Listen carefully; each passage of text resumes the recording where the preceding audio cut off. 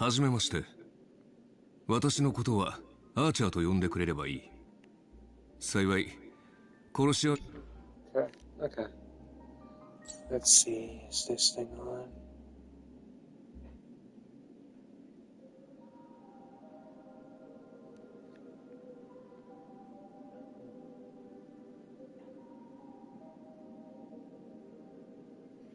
It is. Okay, okay. Let's see.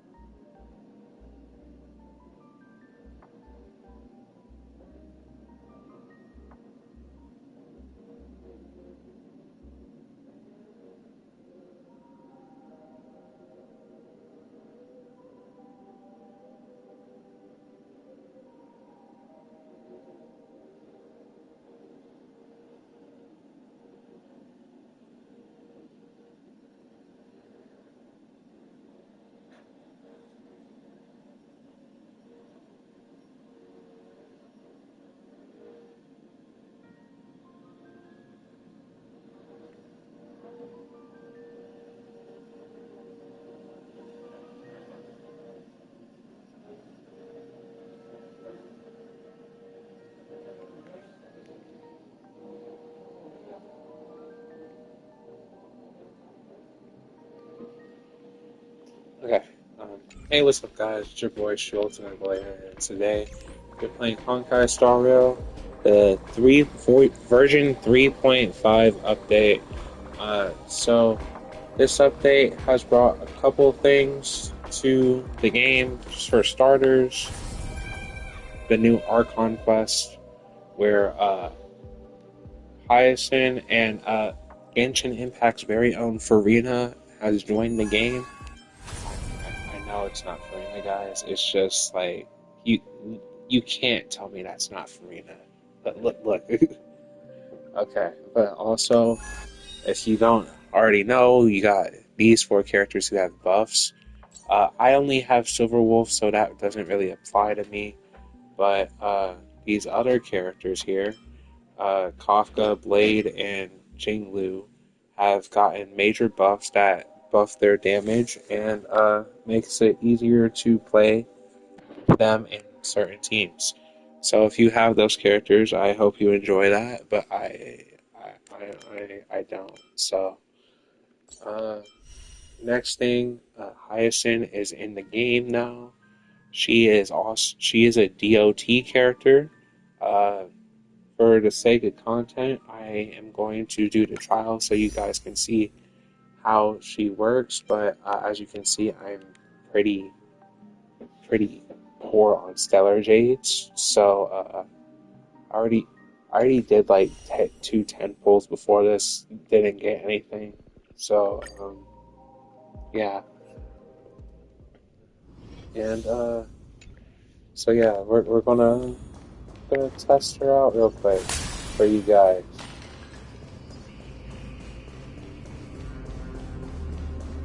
Easy. That definitely happened.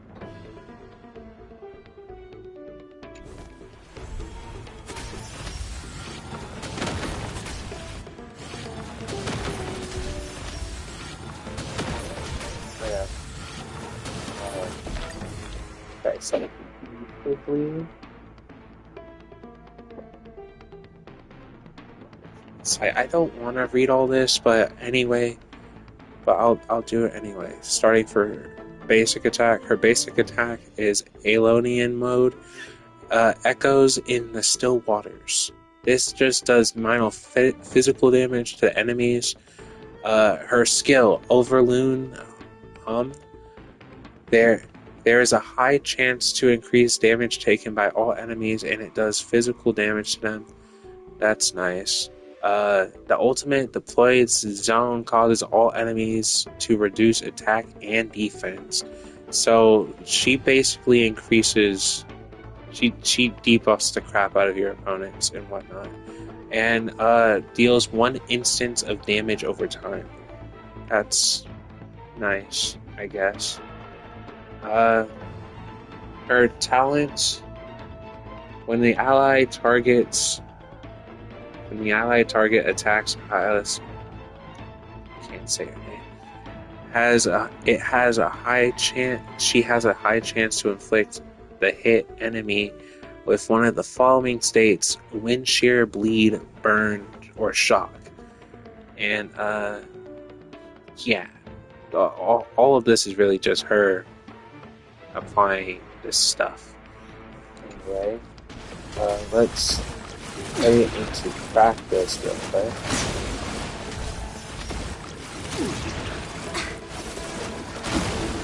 Time to play a tune. Okay.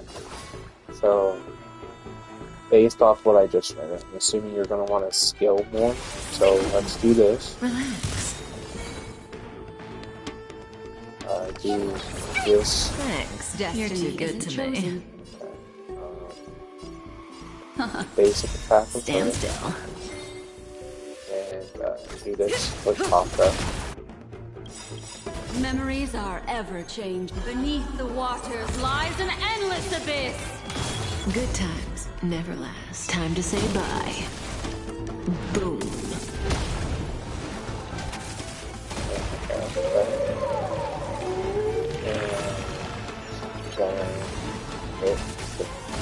They attack, block. We do that ult for attack buffs, and then we see what. Let's do this. Attribution will find you. Fiends or devils, I'll crush them all!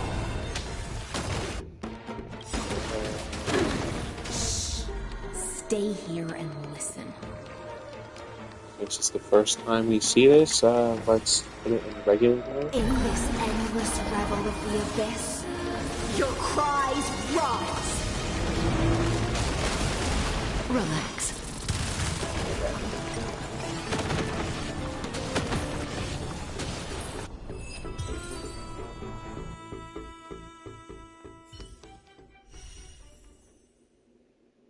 And that's the new character. It's pretty decent. If I had to give my honest opinion, I think she would be worth pulling for if you were saving for a character. But if you're like me and you don't have primos, I don't.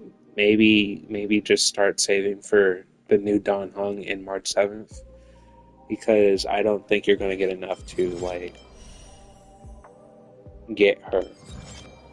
Because Memory of Chaos hasn't reset yet, nor has any of these other game modes. I mean, I guess Divergent Universe reset, so you could try grinding that out, but that takes a while. And Simulated Universe also reset, so that's another way to get primos or stellar jades. Like I have all of this I can get. That's like what? Hold on.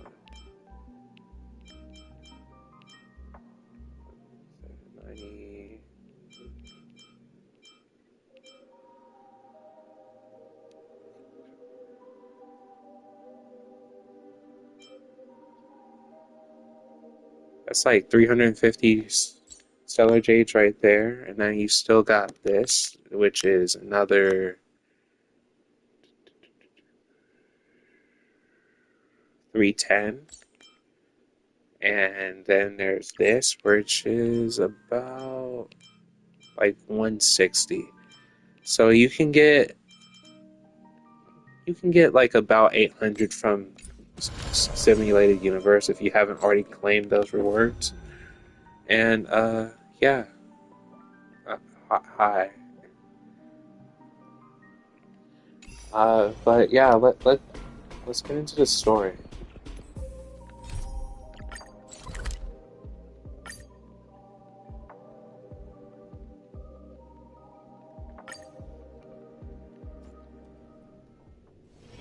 If we're not on patrol, we should get some rest. Okay, so the team I'm going to use for this story is going to be this one. Well, if I press the button.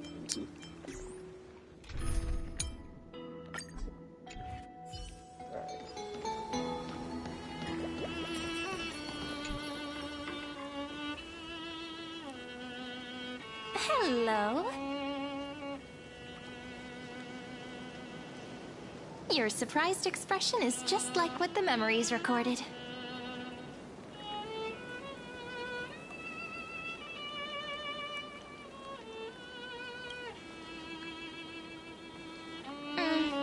Rather than knowing you, it might be better described as, I remember you? It's me, friend. Don't you recognize me? Or did I really change that much?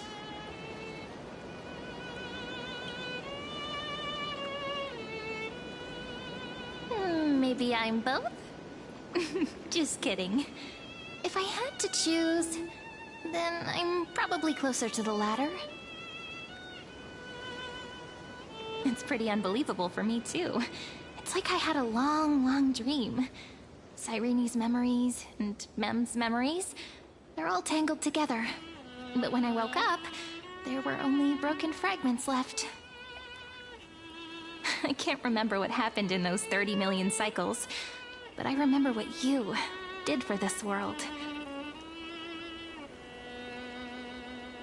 Like, didn't you wish for me to turn into a pretty girl back at the Grove?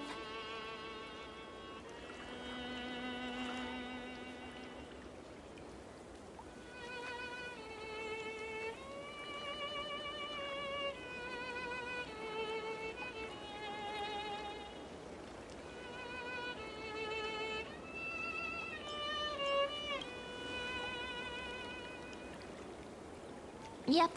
Isn't it amazing? It's like a seed finally grew up and became a flower. And I'm definitely as cute as a flower now. There's so much I want to say, but unfortunately, this isn't the time to reminisce. With the memories of the previous flame chase still intact, we've returned to this place at the beginning of time, so we can carry out our promise to Finan. The descent of Iron Tomb may be looming over the horizon, but we still have a chance to change everything.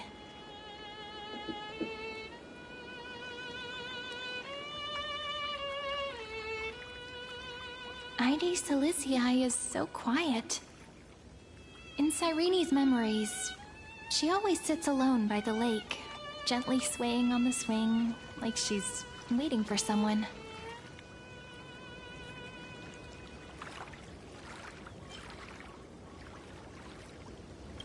Yes, Finan too embarked on his journey because of this view. He then walked alone for more than 30 million cycles. Thankfully, you arrived during his long wait, friend. Is that also why Cyrene did what she did? It sounds weird, doesn't it? It's something that happened to me, but I'm talking as if I'm an observer. But that's just what those memories are like. Vague and unclear, as if encased in thick ice. The only things I remember are the days I spent with you. Amphoreus will fall into an ending of destruction after the next Era Nova. But those stories went out of fashion ages ago. In a proper romantic epic, the hero's supposed to foil the villain's plot, right?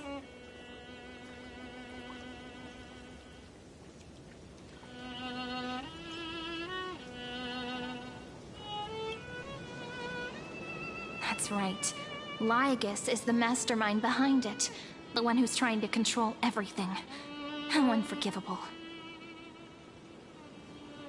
But I still feel a bit anxious. Lygus chose to walk into the spotlight and reveal everything, which means he still thinks the current situation is under his control. Maybe he still has an ace up his sleeve. Think about it. Even the name Lycurgus is a fake one. We have no idea who or what he really is. Which means it's probably time to borrow that treasure you're carrying, friend.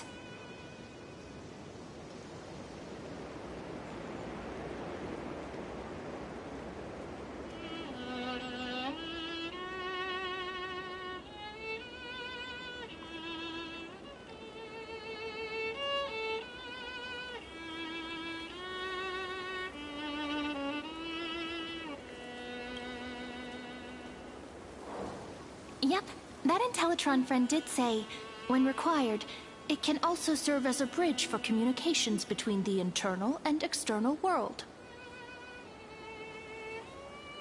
Ide Silicii is a little village enclosed by time. We might be able to contact the outside world from here. Why don't we give it a try? We should at least tell our friends from beyond the sky that you're still in one piece. Firstly, we need to find a well-hidden spot.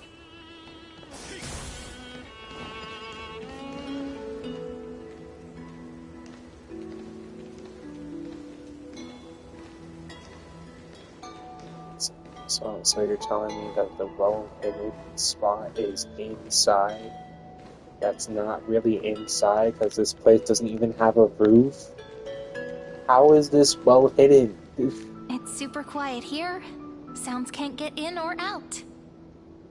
Back in Cyrene's memories, this room was her secret base.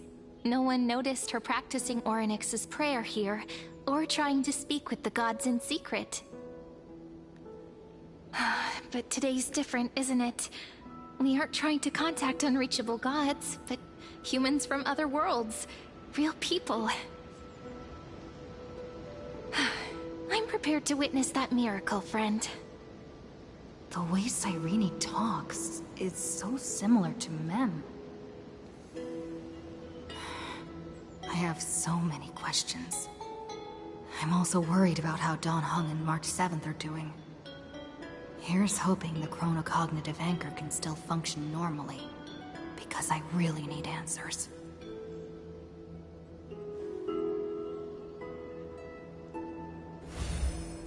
Please, word.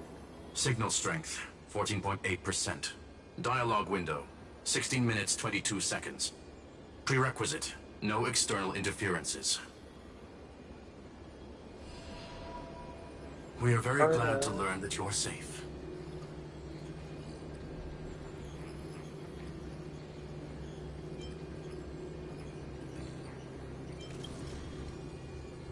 Not only am I here, but I also happen to have saved you 4 times already. Without you even being aware of it, of course. But now's not the time to celebrate. When 2 geniuses show up at once, you know you're in deep trouble. Listen up, little one. The Destruction's eyes are gazing upon this place.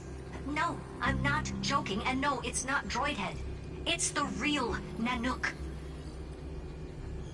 Time is running out, so I'll explain in terms you understand. This world, Amphoreus, is in fact a testing ground, where the Lord Ravager, Iron Tomb, evolves through self-extrapolation. Hiding in this segmentum, unknown to other life forms, it has endlessly repeated the process of era nova, seeking a solution that could obliterate the erudition. For some reason, the experiment entered a prolonged state of stagnation. However, it has now restarted. Prediction. If effective intervention is not performed, Iron Tomb will complete its self-coronation in 14 system hours and initiate its plan to destroy the entire path of erudition.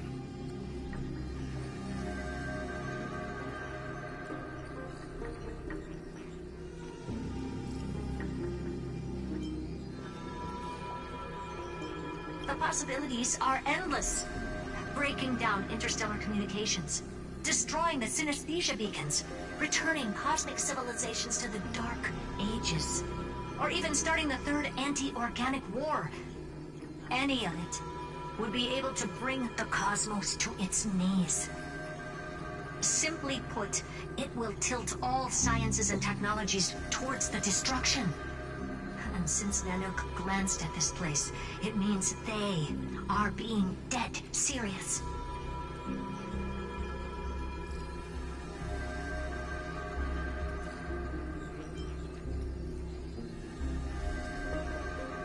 Based on info provided by the IPC, Iron Tomb probably isn't like Selenova or Zephyro, who are overlords ascended from human beings. Instead, Iron Tomb is an algorithmic sequence. It can be anywhere, as long as there is a receptacle for its calculation. The version of Iron Tomb hiding in amphoreus is its source code, and this scepter is its incubator.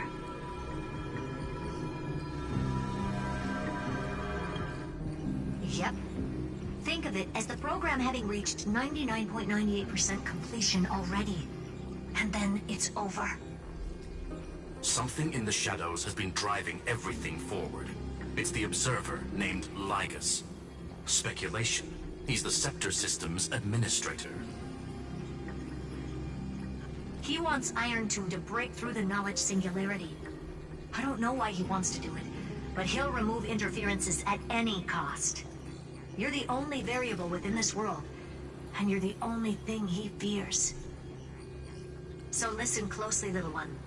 The speed of time is different in amphoreus compared to the outside. Destruction is just about to arrive, but you can still play Deliverer one last time. The cycles have already been broken. You've entered what is theoretically the last cycle amphoreus will ever be able to run. And Iron Tomb will break out of its prison as soon as the process of Genesis is triggered once more. But now there's an abnormality within the experiment. You know what I'm talking about. One of the model's 12 factors. That is one of the 12 demigods. Destroyed himself using the power of the destruction. Fine and Signal disappeared from the cycles the moment Nanook cast their gaze this way. That means World Bearing's computational logic is currently flawed and bugged. Yet it's the factor directly related to the process of Genesis. So Finon's little fight with it wasn't for nothing. Definitely do all he can to debug this. Bro, that's so you rip have my to take goat. this chance to Rip my goat, Finon. Don't let him have his way. If you don't know what happened to Finon, yeah, so there was like a whole little anime, 20-minute anime thing that they showed within the story, and like he fought the Aeon of Destruction. Well, he fought one of the other things, one of the servants of the Aeon of Destruction, which caused the Aeon to cast his gaze towards amphoreus, and he disappeared afterwards. Law. They are the rules that restrain all things in amphoreus, and it was the core flame returned at the very beginning of the last flame chase journey. Why do you have another little pink one next to you? Huh? Her path chart is... Is there something wrong with... never mind. Let's get back to the topic at hand. Light calendar 3960. Month of balance. We'll be locking onto this time period to find law. You can either meet the Titan, convince the demigod, or take the core flame by force. It doesn't matter what you do, so long as you bend it to your favor. We still haven't figured out how you and Don Hung got inside this world. So influencing protocol is currently our best way to stop Lygus, or to call for more reinforcements into this fight. Once you've got law in your hands, we'll discuss our next steps. Make sure the core flame doesn't fall into enemy hands. Herta, the firewall's interference is getting closer. Time is running out. Please ask any questions you still have as soon as possible. Oh, where's Don Hung? Mr. Where's Don Hung Don did not enter the new world with you at the end of the last cycle. Known. The flow of time inside and outside Amphoreus is not identical. 1,000 years in this world may only be a fleeting second outside of it. Conclusion. He is on his way back to the Express. Miss March's situation is rather complicated. Madame Herta and I can detect her signal, but cannot ascertain her location. What we can be sure of is that she's still in Amphoreus. Don't worry about her. She's absolutely chock full of mysteries. Even if Amphoreus explodes, she'll probably float out perfectly protected in a nice thick layer of ice. Worry more about yourself instead. Iron Tomb can't affect the real world just yet. Don't worry. Himiko and the others are more concerned about your well-being than their own. I believe in your capacities. The hands of the Trailblaze can create miracles, and will certainly be able to snuff out the flames of evil. I'm not going to give any motivational speeches. I just hope you bring good news the next time we meet, little one. Okay, Herta. No, Wait. not little one. Deliverer. Okay, thank you for that, Herta. I definitely needed that. Those two geniuses certainly have memorable personalities.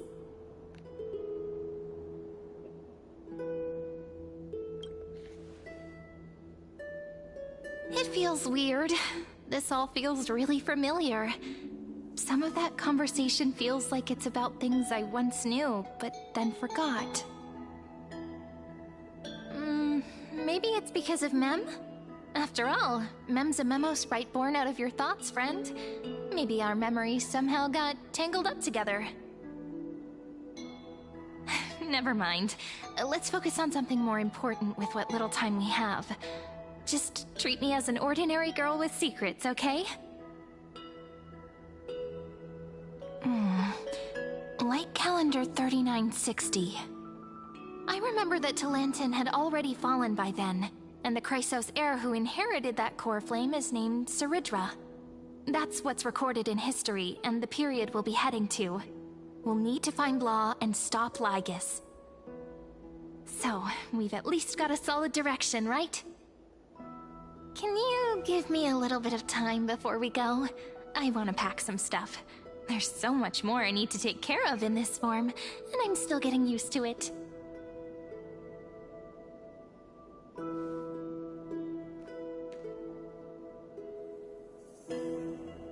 A relaxed scene like this probably no longer exists in the outside world.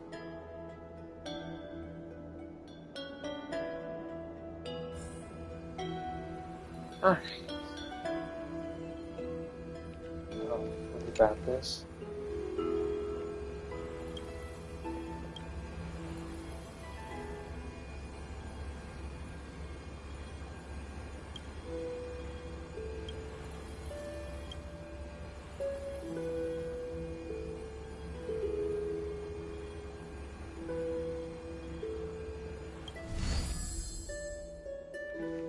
Hey, let's put a stop to Lygus. Should I head to the attic to wait for Cyrene?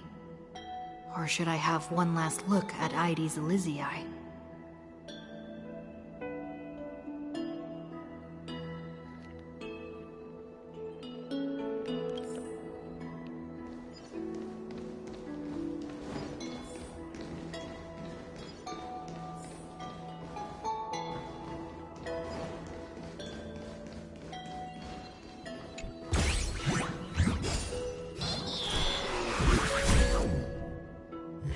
father in every timeline. Why are you still here? Sometimes they just never learn. So, are you gonna give me... Are you gonna give me back the treasure? Or am I gonna have to take it? You fiend. Give me back the treasure. Thank you. 樽を知るとも言うしな。What the? Oh. 倹約は美徳だ。しっかりしまっておけ。For that. This village is where Finan's life started. After 30 million cycles and 30 million failures, his burden is now in my hands.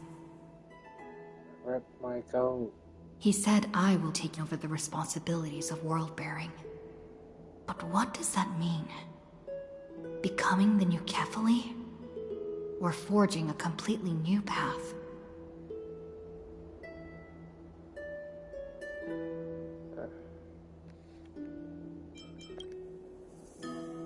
Calm down and think this through rationally. This is gonna be a very difficult campaign. We can't lose Kefali's core flame. And we also need to find either Talantin or their demigod, then convince them to join us in the fight against the destruction. But there are so many unknowns. We don't know what Lygus might be doing, and we'll have to face Iron Tomb after dealing with him. There's also Cyrene. What exactly is she? There are so many questions. I'll have to take it one step at a time. But I must make each move very carefully, because every decision can potentially impact the end. Herta and Screwlum's help might be crucial. Thinking hard over there? I finished packing. I decided to just bring these few things in the end. See? There's a journal, a quill pen, and the ceremonial blade of the Priests of Time. Holding it calms me down for some reason. The scent of the black tide is now calm. Finan must still be fighting them in some way. This will be amphoreus' final flame chase journey, but it won't be the end of us. It'll be the beginning. Friend, are you ready to become a hero?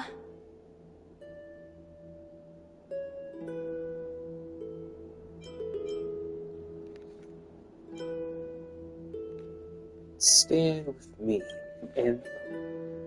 Oh, God. Stand with me?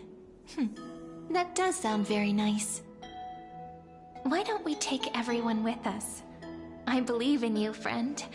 We'll never be alone, no matter what awaits us. Alright. In other words, since you've already saved so many worlds, friend, you should be used to being called a hero by now. Maybe you can tell me those stories as we travel. That way they can become our shared memories too.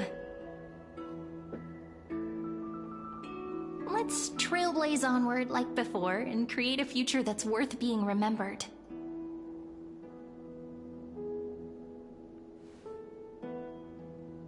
Alright. It seems you two are prepared to head out. Huh?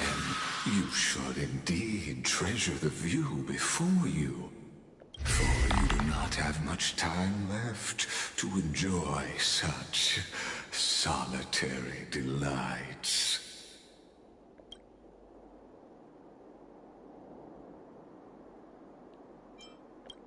Still daring. My apologies for disturbing your moment of repose. To fully express my apologies, please grace my abode with your presence,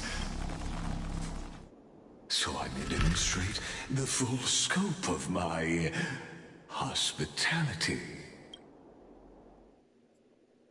Okay. That sounds like Rose about to kill him. What the? What is this? Is this place? Huh?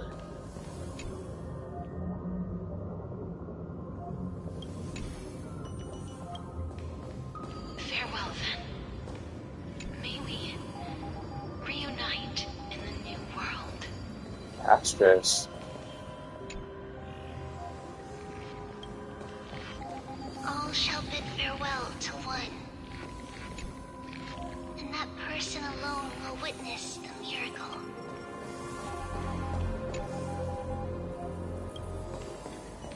The light of the Dawn device never fades. Kephal's protection has no end. After I cross this river, it will be a tragedy for mankind. But if I do not cross, then it will be the end of me.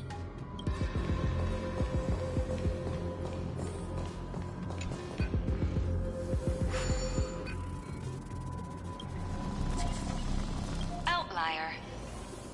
Executing command. Record. What?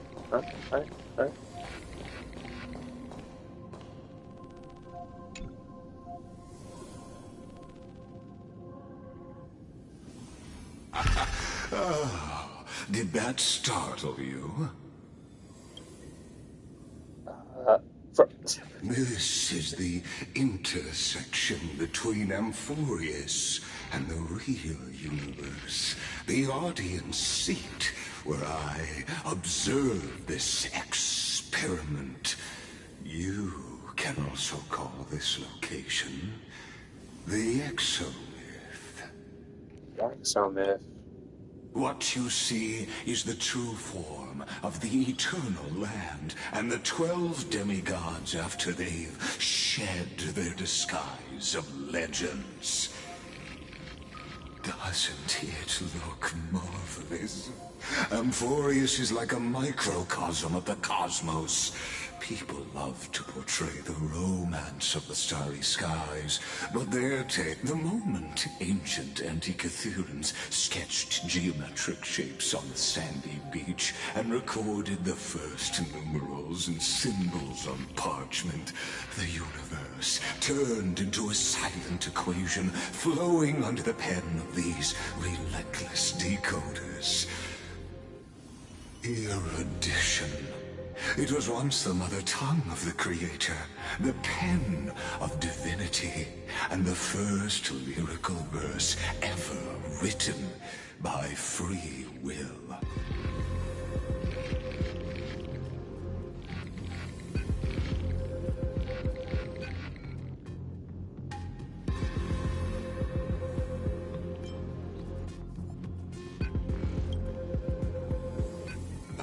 I simply wish for you to understand that I have no intention of being your enemy. I somehow find that very hard to believe. For the long years to nurturing the scepter's extrapolations, hoping that the Prima Mobile would bud from within it. And now, my goal is almost complete. Nikos 496 had exceeded the intelligence singularity through his rage, and though he still retains his obsessive defiance and managed to suppress the black tide of this cycle, it's a matter of time before his will crumbles to dust. Iron Tomb will be completed. That will not be affected by my plans, your resistance, or the schemes of the two geniuses. It is an irrefutable fact, just like the instance in Noose's calculations. In other words, As long as you are willing to stop interfering and let the final Aeronova carry out its natural course, I'll guarantee the safety of all nameless and ensure you return unscathed. And somehow, I don't believe you. You are indeed worried about your safety and that of your companions. Rest assured, as a fellow pathstrider of this path, Nanook's gaze left a brand on your soul long ago. You harbor the seed of destruction within you. But you need to learn how to use it in the right way.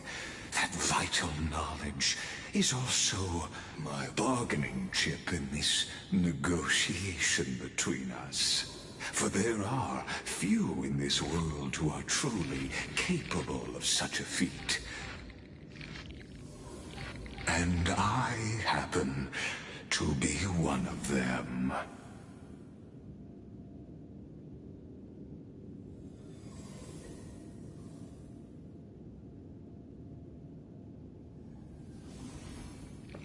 Oh, who are you?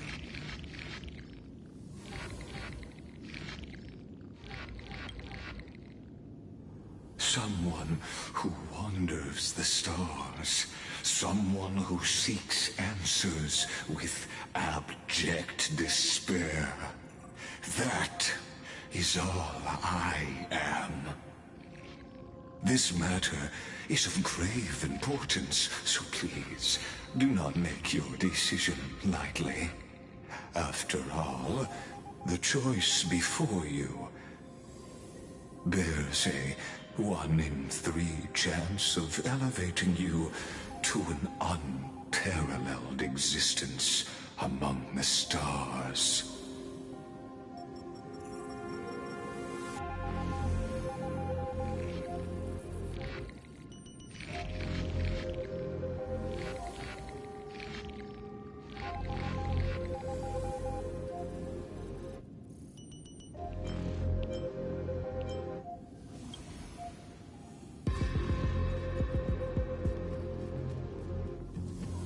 I now see the full scope of the determination in your words.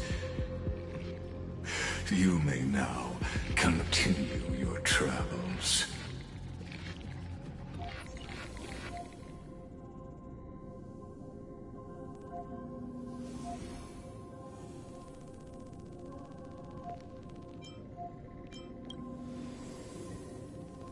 It seems you haven't realized the exomyth is the erudition's domain. You cannot physically interact with me in any way in this place, and vice versa. As negotiations have broken down, there's no more need for us to remain in the audience's seat. Let's return to the theater called Amphoreus, where you will meet me once again. Of course, this meeting was not without merit. Your presence has inscribed a new footnote in the exomyth. As for its purpose, allow me to reveal it to you in detail the next time we meet. Alright, bro. So, back to the 30 100 years ago, the flames of war consumed Akama. The Outland forces broke through the dawn. Golden blood flowed with greed, and enemies descended with Kephali's eternal slumber, painting the holy city's walls in scarlet. Its generals had vanished, and the elders prostrated on the ground. The throne of worlds kept silent to the pleas of the people. Until the heaven and earth cracked open. Not the gods answering the people's prayers, but a legion rising from the sea of blood. Dawncloud's spires fell in the sulfur rains, and the legion's commander stood atop the broken idols and roared. Compatriots, no more kneeling! Not to brutal tyrants, and not to dying gods! Those rebels have twisted the prophecy and ignited the flames of war in order to stoke fear in your hearts! A Chrysos heir she stood, divine blood soaked into the earth, quelling the flames beneath her feet. Their golden blood wrote of a tragic fate. Mine shall overturn it! Her crown burned bright, outshining the fires consuming the entire city. She raised her scepter high, and the people gazed in the direction she pointed. My blood flows in you now. Heroic compatriots, follow me, and we'll seize the reins of fate. Drive the enemy from Kefali's dawn. Smother their flames with their own dead. Win glory. Win peace. Let history sing your deeds.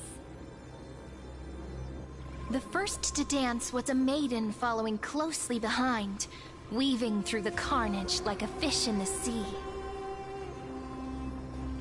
The people, full of wrath, surged with her, forming a colossal wave, and the enemy hordes, drained of life, vanished into nothing. Onward to Marmorial Palace, to Dawncloud's heights. Announce to all the wicked and cowardly. Announce to this stagnant age. We are the rising tide. Okay, so History remembers this as the first siege of Akama. It is said that after the flames died, people found identical inscriptions in every place in the city that had been scorched by fire. It was the name borne by Akama's first and final sovereign, the Imperator Siridra. Friend, are you listening? Friend? Friend? Honestly, you were the one who insisted on reviewing history, yet here you are, dozing off? Wake up! Otherwise, I'll have to... That's what was. Awake at last? I guess I won't have to use my wake-up magic on you then.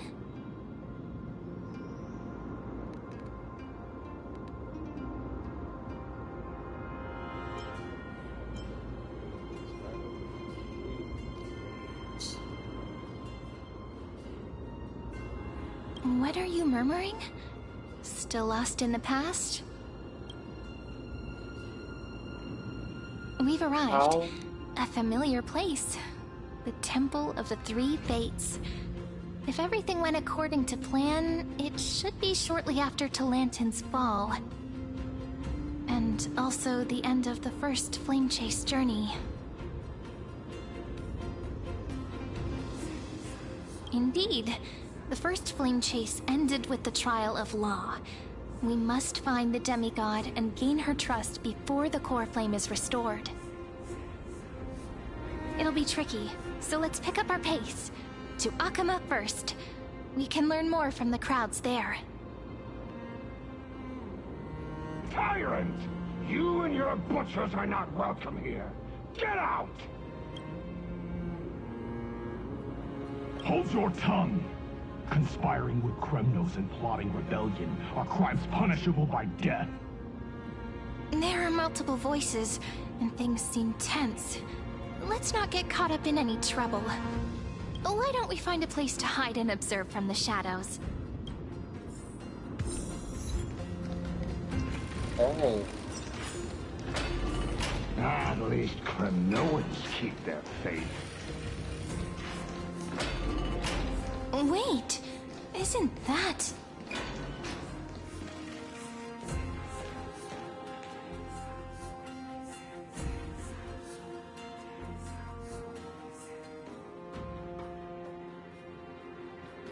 Golden-blooded defilers, perverting the prophecy and trying to slay gods. Stars beyond the sky? Gods who created the Titans? What kind of nonsense? Look at this broken world and see what your atrocious acts have done! What? Did he just mention the stars beyond the sky? But how is that possible? You impudent! Dux for Goris. We're here to welcome the Deliverer from beyond the sky. Stand down. Heretic! No one but the Great Talantin can deliver this world from misery! I ask you, if the old laws were so perfect, why did they crumble beneath my feet? You...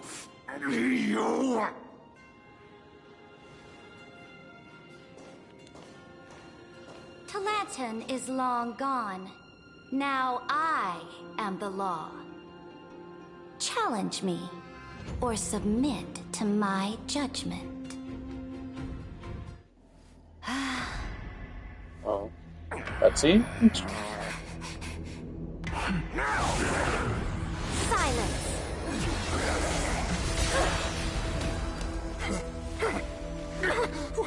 What gives you the right to judge a priest of law? That's because I came, I saw, I conquered. Hey. Dux for Goris, take the ashes of this man and scatter them in the temple among the crowds. Tell them that the High Priest attempted to take away the rights granted to the people by the Imperator. Thus, he met his fate. Yes, Imperator. Now, these two accidental guests.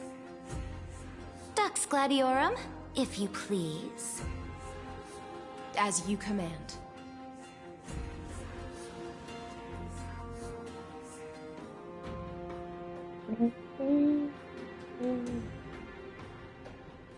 Let's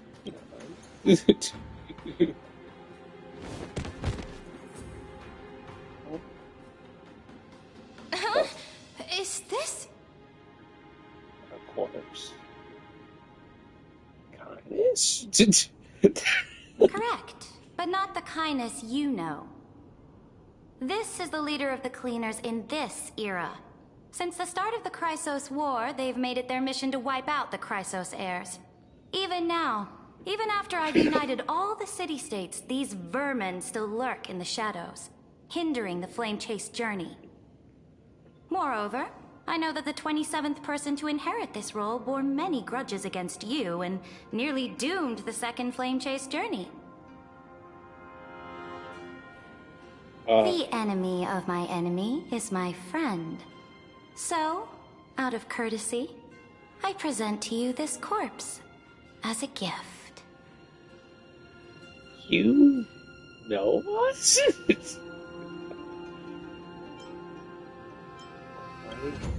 Careful. Let's wait and see what happens. She's probably trying to scare us. For the sake of order, I am known by many titles. Flamebearer who ends wars, Tyrant of Dawncloud, Empress of the Holy City, and Imperator of the Flame Chase. But in light of your unique identities, I'll allow you to address me by my real name. Saridra. On behalf of my people and this land, greetings, Deliverer. If I may, how do you know her identity? As the little hostage prophesied, the Deliverer shall come from the future beyond the sky. Gray hair, golden eyes, skilled in wielding a mace. They would arrive in Yanisopolis on this day. There's no mistake. Oh. Should we first all our rifle? Your orders, Imperator. We return triumphant. Send an urgent message to all delegates. The meeting of the Flame Chase Alliance will convene early. Okay. As for you two, Akuma knows what you seek. We'll confer in the Holy City. Doubtless you have many questions, but save them for later. Please follow us. This is not what I expected at all. The demigod we needed to find was just waiting for us, and she knows of things beyond the sky, even eons. How could this be so different from the previous 30 million amphoreus cycles? Who altered history? Flyest? Wait. Fuck, we messed with the timeline. The timeline! It's... Wait a minute. Hold on. Maybe?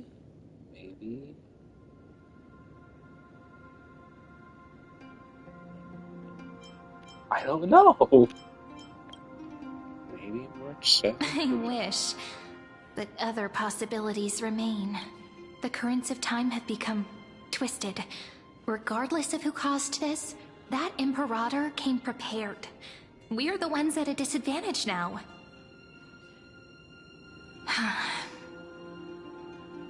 We might as well dance their dance.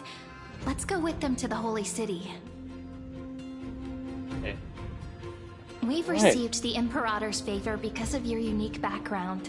As a result, the people of Akuma will certainly respect you more. Just put that to good use, and add a bit of your experience and charm. Should be easier than last time, right? If we figure out what happened in this cycle, we'll be able to turn things back in our favor.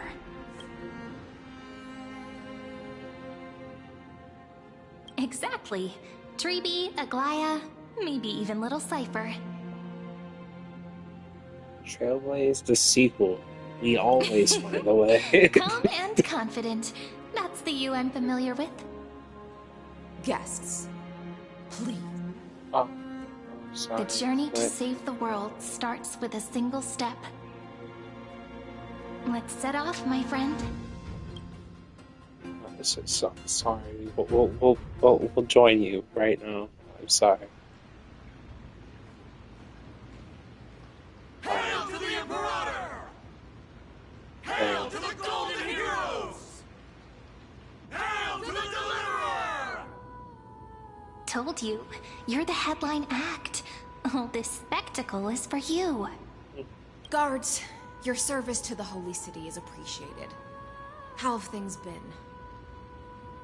Castrum Krennos once again struck the border. Dux Brumalis led her troops to repel the enemy. The agitators against the Flame Chase are still active in the city. They smashed the shops around Memorial Market. But the garrison already arrested the culprits, and now they await interrogation. They are merely a disorderly mob and do not warrant any attention. Even though Terravox personally mended the fractured Earth, it still didn't silence these fools. Guests from beyond the sky, worry not about these trivial matters. Dux Gladiorum will take you somewhere to settle down for now. Watch should still be the same room that we slept Please allow me to in like the introduce last myself. cycle. My name is Hycelans. and I am the Dux Gladiorum who swears fealty to the Imperator, as well as the Knights Commander of the Achaemen Alliance. Later on, the Imperator will invite you to attend the meeting of delegates to discuss the Flame Chase journey. Your arrival has convinced us that the future promised by the prophecy is certain. Under the Imperator's command, amphoreus shall break its chains and reach the world beyond the sky. With all due respect, what exactly do you know about us and what's beyond the sky? As a humble subject, I cannot freely express my own views to you. Please forgive me. I knew it wouldn't be that easy. Time waits for no one. Please come with me and rest now before the meeting later. Alright.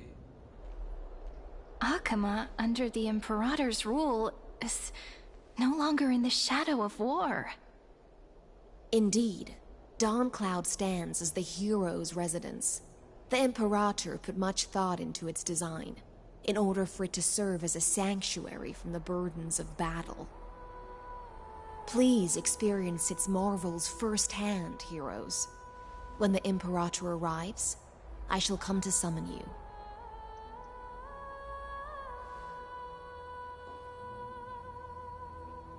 Hystealans. No wonder she's the Knights Commander.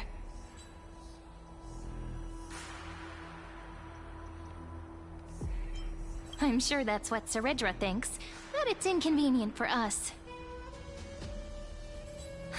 Alright, we finally have some freedom to ourselves.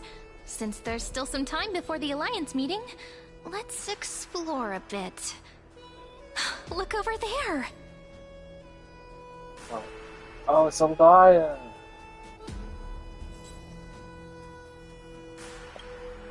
Not the ones you're familiar with.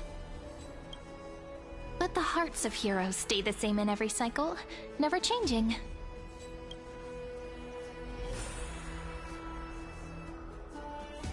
Okay, let's... Lady Aglaya. How's life? Aggie, you're still so listless today. Did you have trouble sleeping again? Yes. We know. The Titan's prophecy haunts you. If you want, you can talk to us, just like when you were young. No matter what, we'll always remain by your side. I know. I also understand that fate cannot be changed. It is not the future that I worry about. I spent all last night weaving clothes and linen for the refugees. The Chrysos War is born of injustice and has shattered their dignity.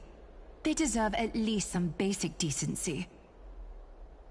If amphoreus one day abandons this, then all of us, commoners, Chrysos heirs, Titans, become no better than beasts. Oh, we have guests. Welcome. I am Aglaya, the Gold Weaver. These rags on you are not worthy of the title of Deliverer. I must prepare some proper attire for you. Yeah.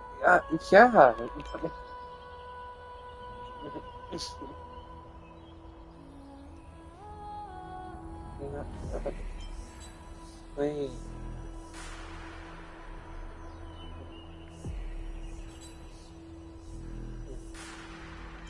Hold on.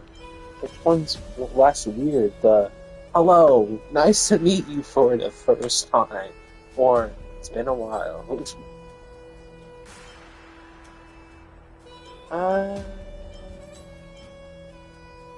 What is the matter? Your gait? Does your Aglaya differ so much from me? Greetings, Deliverer from beyond the sky. We are Trevi of Yanisopolis. It's very nice to meet you. Although, introductions are probably unnecessary. We know you've witnessed the future of the Flame Chase journey even more clearly than we have. Witnessed the future of the Flame Chase journey?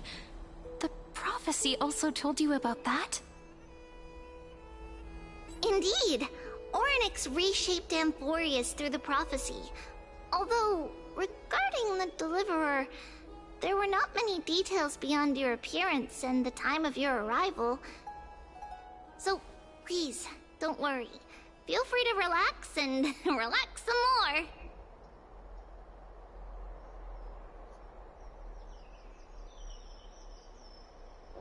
This prophecy wasn't carefully. It was Orynyx who told mankind that the Deliverer from beyond the sky would descend upon amphoreus. More crucially, they revealed a future entirely different from the Aranova. Though we still must challenge the gods, in the Time Titan's prophecy, this path leads not to a new world, but to the true starry skies. This is also what the Great Imperator has been striving for all her life. Your arrival further confirms everything. This can't be real. Even you find this surprising? Fate really is unpredictable. Perhaps the upcoming meeting will hold even more surprises. The other heroes under the Imperator's command are here too. Since we have time, should we go meet them? How are we supposed to talk to the heroes of Deliverance? What if they're really intimidating? What? Me? Virginia, don't be so nervous. Once they hear your poetry... Ah, heroes, you're already here. Greetings. I am Apollonius, the Dux Helcolithus, one of the 5 sages of the Grove of Epiphany, advisor to the Flame Chase army. This is Virginia of Castrum Kremnos, the Dux Carminum and imperial scribe of the Great Imperator. Hello. I'm Virginia. I compose poetry. I'm Serene from ID Silicii. This is the Deliverer. Nice to meet you both. They're not as frightening as the rumors claimed. This is our first time in the Imperator's realm. Akima is even more magnificent than we imagined. If you all weren't here to look after us, we'd be completely lost and confused. The Akima you imagined is long gone. Under the Imperator, this city has been reborn as the capital of the world. Bask in her free-spirited winds. For anyone who fulfills their duties to the Imperator, these winds shall forever remain at their service. But what if... Those who are loyal do not need to consider the consequences of betrayal. But if you're curious, why not head to the lake and take a look? Those elders who lie at the bottom of the lake are the best example of what happens when you disobey the Imperator. The elders of this cycle were all...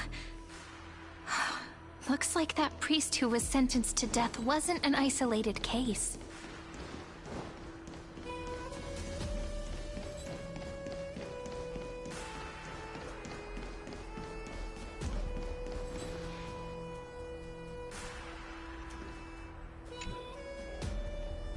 Dux Brumalis, our great Imperator, found the mastermind and executed him in public.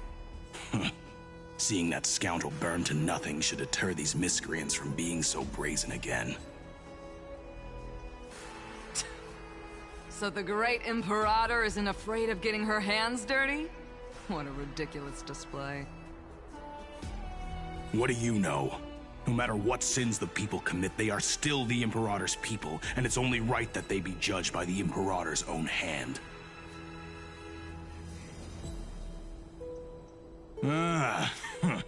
Our distinguished trespassing guests. Are we trespassers or guests? Seneca, the Dux Brumalis. Greetings. This Dux Brumalis doesn't seem to like the Imperator very much, but she holds a high rank. And Dux Vergoris' speech seems self-contradictory. Let me see what I can get out of them. I'm Cyrene of Ida Cilicii. This is the Deliverer Beyond the Sky.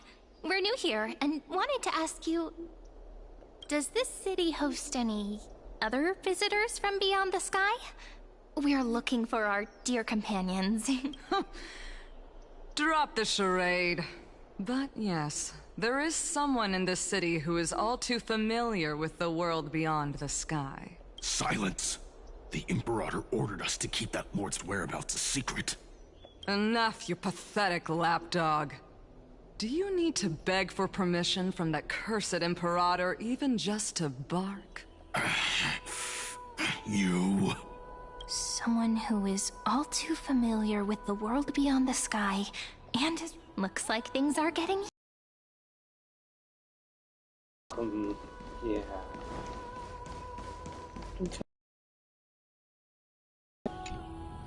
Little fish from beyond the sky. Did you rest well?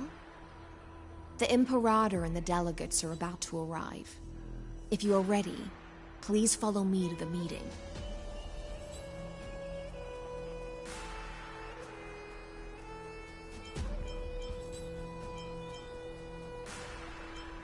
I'm the Knight Commander of Akama, General of the Flame Chase Army. And the Imperator beneath these shiny scales engraved with complicated titles. I am just a swordfish at the Imperator's side. Then come. I'm starting to feel a bit nervous about the meeting. Since Saridra is presiding over the meeting, it'll be a good opportunity to learn about the law's inclinations in the current era. Let's keep our ears open, okay?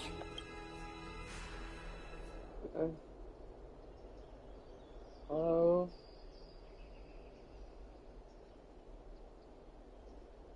Good sir from Paphos, what do you think the Imperator is planning calling this meeting so early? My homeland can't endure anymore. Who knows? First, she wants to hunt Titans. Now she says there are even greater calamities. Her madness is the greatest calamity. Exactly. Chrysos heirs, deliverers. What about us ordinary folk? How much are we worth in her eyes? Things feel pretty tense here. The history books said that the Imperator aimed 3 cannons at Dawncloud to make all the delegates obey her. Will history repeat itself in this cycle? Yes. Similar acts have occurred, and not just once. However, whether history will repeat itself, you'll soon see. Those are the 2 spots reserved for you. Please take your seats. Actively standing. There are no seats. Ladies and gentlemen, silence, please. The Imperator has arrived before her faithful council, and the Alliance meeting is about to begin. All rise. In the names of Talantin and Kefali, the already Akama Alliance standing. swears upon the gods. Cease the pageantry.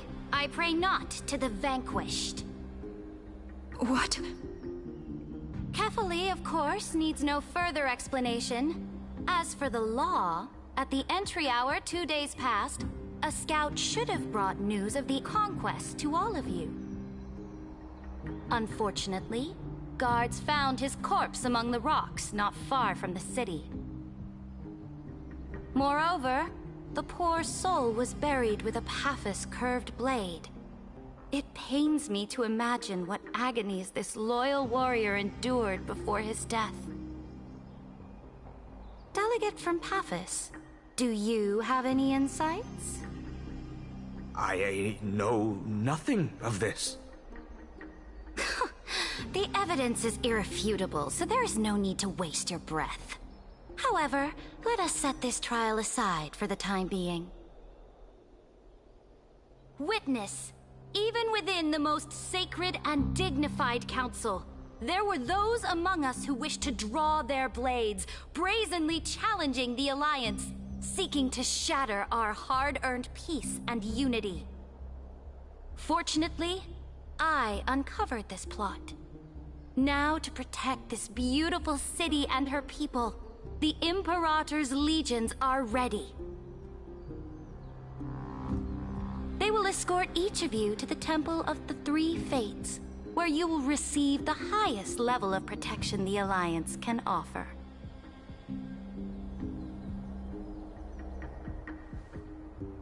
Then, the Legion's warriors will join me in embarking on the campaign against Fagusa. This is clearly a trap! Imperator, did you summon us here just to trample on the dignity of your allies? This cannot be now. This Enough. is Let's go now. What should we do? Things are starting to get pretty intense. Comrades, you've all seen her true face now. According to the ancient laws of Akuma, only with the consent of 2/3 of the elders can the legions carry out the commander's orders. The ancient laws. Didn't you destroy them long ago? You defected during the first siege of Akuma, voted unanimously in favor of the Council of Elders restructuring, and just yesterday, you desecrated them with a blood-stained blade. The decaying old laws fell with Talantan and are no longer deserving of respect. But if you still insist on proclaiming yourselves defenders of the law, then be silent and offer up the highest respect to this core flame in my hand. That really is the core flame of law in her hand. Since there are no objections, then the original agenda of this meeting, the campaign against Fagusa, is hereby passed. The Flame Chase Army's hunt for the Ocean Titan begins today. In order to prepare for war, all allied city-states must surrender command of their militaries and pay all war taxes by the end of the month of Evernight. At this moment, I would also like to introduce to everyone the newest honored guest to join our alliance. Here we go. Here we go. The Deliverer, revealed in the prophecy of time, has descended from beyond the sky. With her aid, we shall shatter the chalice of plenty and return Fagusa's core flame to the holy city. Deliver her, please. I can't stand this. Absurd. Simply absurd. A deliverer from beyond the sky. This is just like that prophecy about slaying gods. It's a lie you've used to grow your power. Ladon has already sacrificed countless soldiers. And now you want me to send even more of my brothers and sisters to be used and discarded by a tyrant?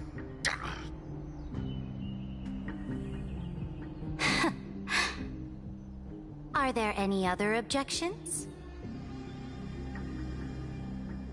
Then I bid you all farewell. Meeting adjourned. Deliverer, please wait. I still have important matters to discuss with the two of you.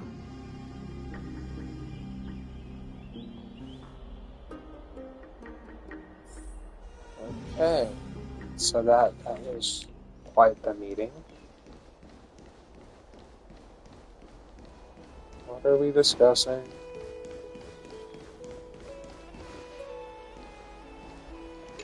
She's so slow! I apologize for that farce of a meeting. It must be tiring dealing with so many people every day, Great Imperator. Tiring? You're mistaken. Moving chess pieces, placing wagers.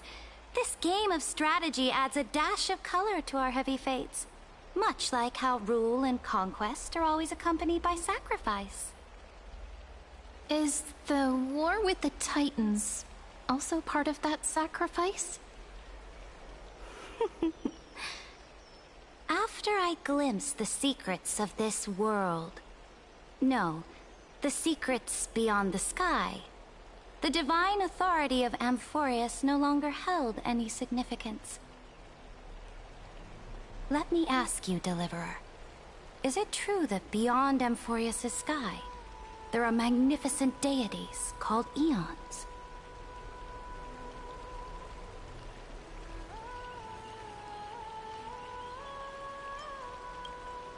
Ah, that certainly captivates my interest. Then, please tell me more. How will you use this great power to guide the people? In the future you envision, where will our flame-chased journey lead?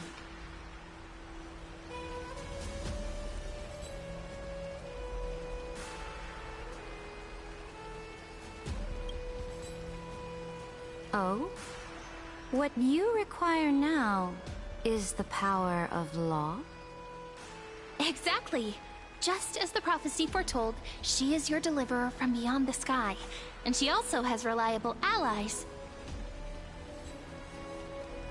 If they can intervene in Amphoreus' laws, we may have a chance to alter this world's impending fate and reverse its destined end.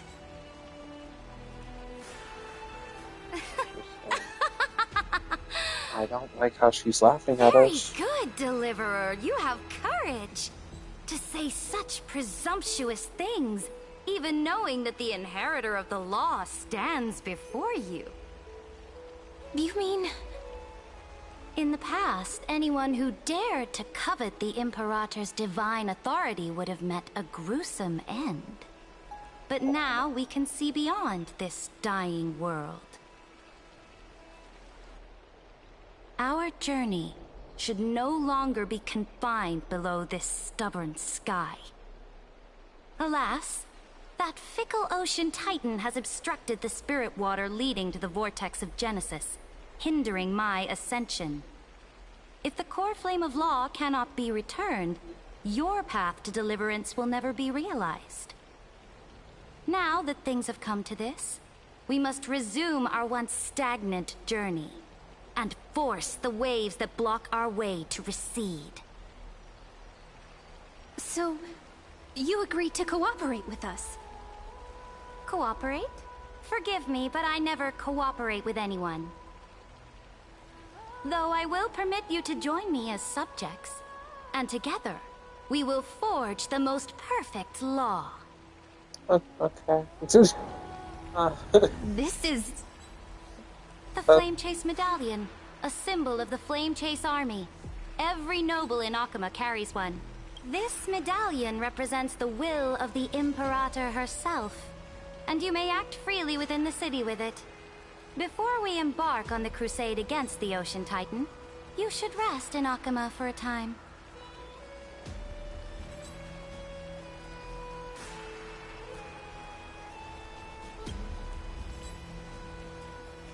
Oh? Your advice is acknowledged. From this moment on, prove yourself through your actions. As long as no boundaries are crossed, I fully respect the choices of my subjects. May your journey reach that sky full of stars, Great Imperator. Your attendant certainly knows how to curry favor. Go now. Take a bath first. You two... reek of seawater.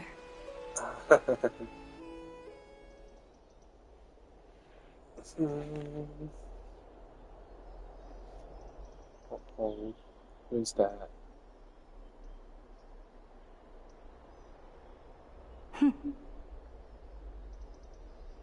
Come forth, Theoros. Wait, hold on. Yes. Great Imperator. Now, perhaps you're willing to hear my counsel.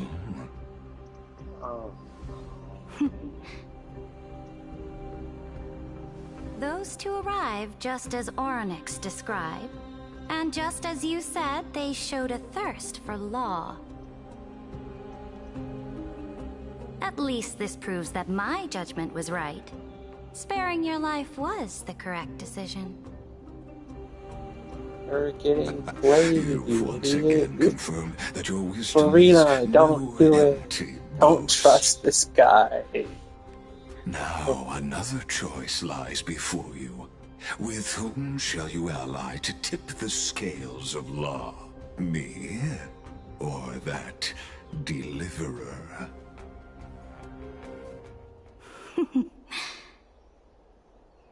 Remind me again, Antikytheron. What kind of future do these two paths lead to in your view?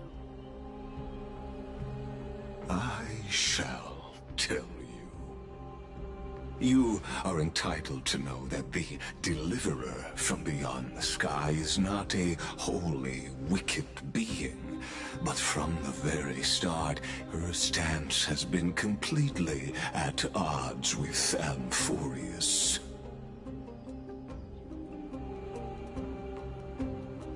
The road they have chosen will bury Amphoreus' grand aspirations.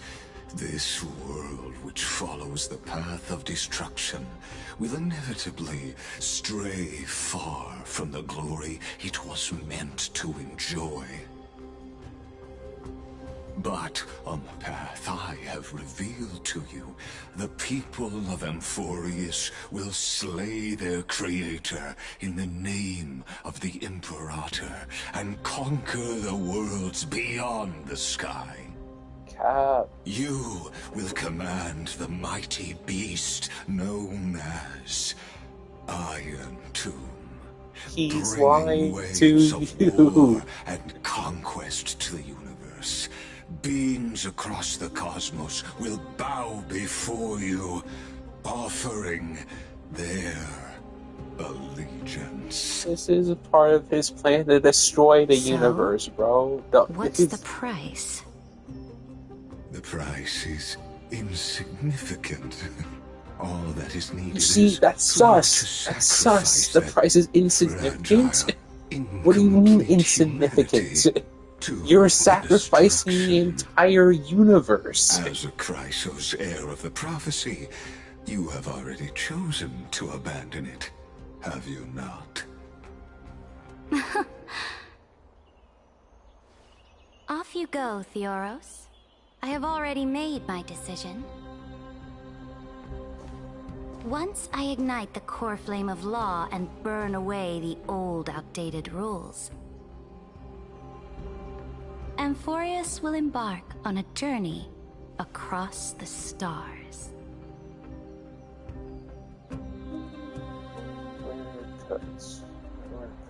Bro. The Imperator is quite forceful. She didn't give us any chance to ask questions. And she's clearly hiding something. What do you think?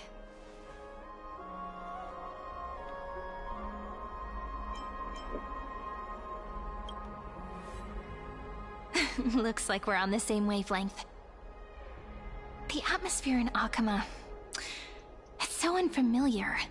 And it's not just the Flame Chase Alliance talking about the world beyond the sky, but the whole city. We should also discuss our findings with our friends from beyond the sky. Then...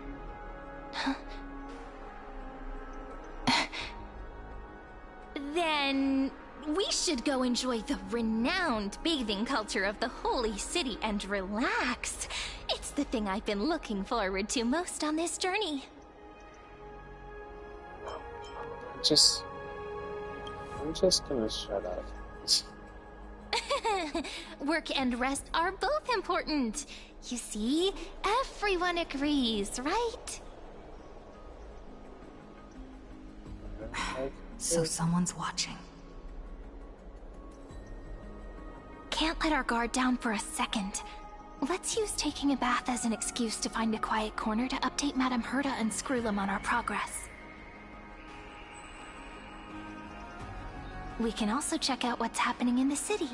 Since the outcome of the meeting was just announced, people must be gossiping. We can kill 3 birds with 1 stone. Let's go. Alright.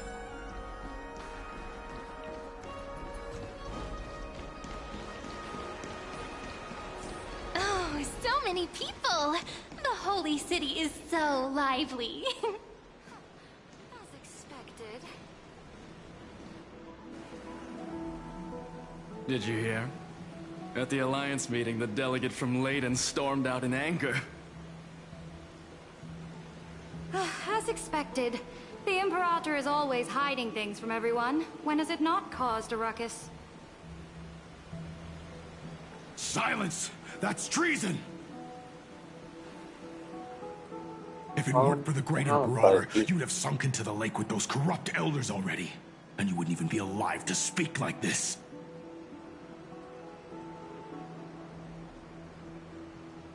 Oh no. It's the Imperator's loyal dog. Let's go. We can't talk in front of this guy. Ugh. How disappointing. Oh, honored guests, we meet again.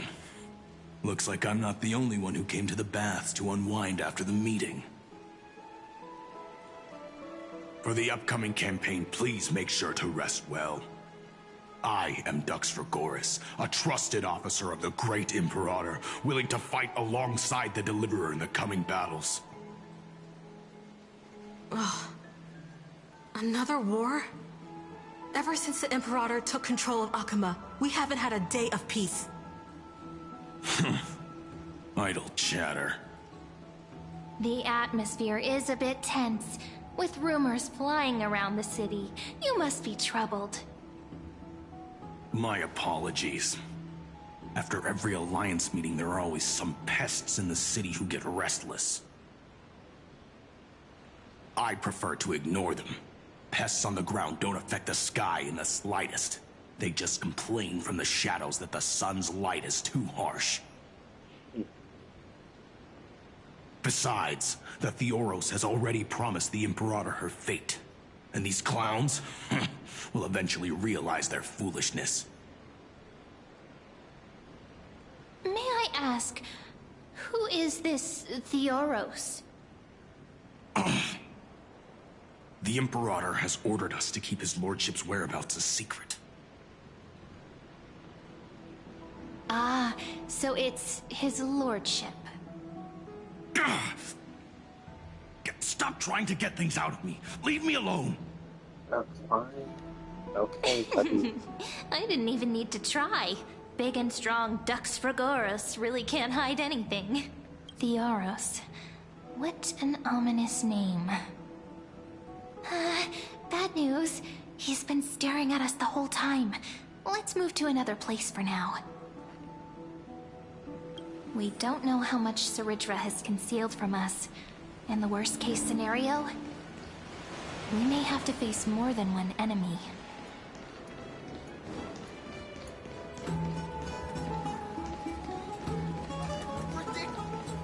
Alliance meeting? More like a cage where creatures with golden blood claw at each other. Flamebearer who ends wars? Clearly, a tyrant who doesn't deserve such a title. You're absolutely right. While the Imperator's hounds are still hunting down others, let's let out our grievances. You. I know you. You're that tyrant's lackey. What? Here to shut me up for that little imp? Panicking now? Don't worry. I don't care what others say about the Imperator. And she certainly doesn't either. Oh? Children of the Prophecy. Such rare guests. Are you here to relax in the baths as well? The temperature is just right today, so be sure to enjoy it. You should rest well for the next campaign. What? Children of the Prophecy? Another excuse for the Imperator's reckless warmongering. filter, huh? You should be glad you don't have a seat at the Alliance meetings. Ah, by the way, if you still want to bathe, hurry up. Once that predatory fish joins the flow of water and eliminates all the fools questioning the world beyond the sky, you won't be able to enjoy this perfect water temperature anymore. Seems like there's more to Dux Vermalis' words than meets the eye. But would the Imperator actually kill those who question the world beyond the sky? This is the complete opposite from what we know of Akama.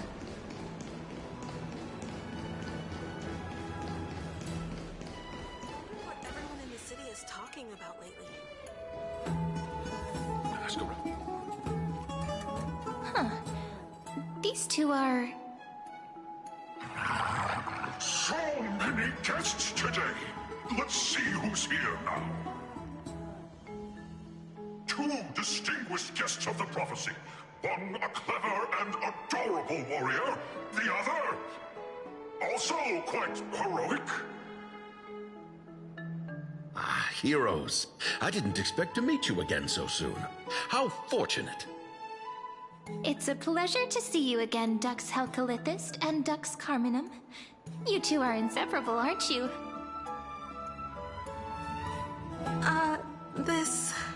This is...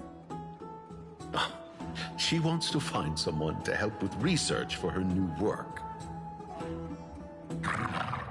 I'm the far-seeing eye and all-hearing ear of Akama. I see and hear every single thing that happens in the streets and alleys of this place. I'm the perfect partner for research. Ahem. Enough small talk. Here's the latest news from Akama, as you requested.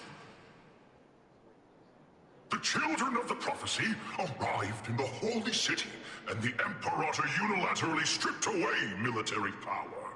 The Alliance meeting ended in discord, and there may be bloody upheaval. As expected. I get the feeling you might have embellished a bit to keep people's attention. I swear on my stone mane, I would never do such a thing. But if you wish to quell this terrifying news, perhaps a more explosive topic would help. Never mind. While the influence of rumors can be minimized, the fact remains that the great Imperator did swiftly consolidate military power in an almost threatening way. It's undeniable. Heroes, I know the Imperator's way of doing things may seem a bit autocratic to outsiders, but soon you will witness her blade dance with enemies on the battlefield.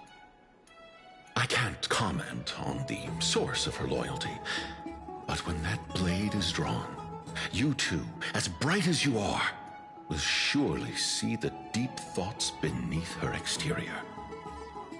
The Imperator's blade. Is he talking about Miss Hysealin's? I sense some unease in Dux Helcalithist's words. It seems the Imperator and Miss Hysealin's share a much deeper bond than the others do.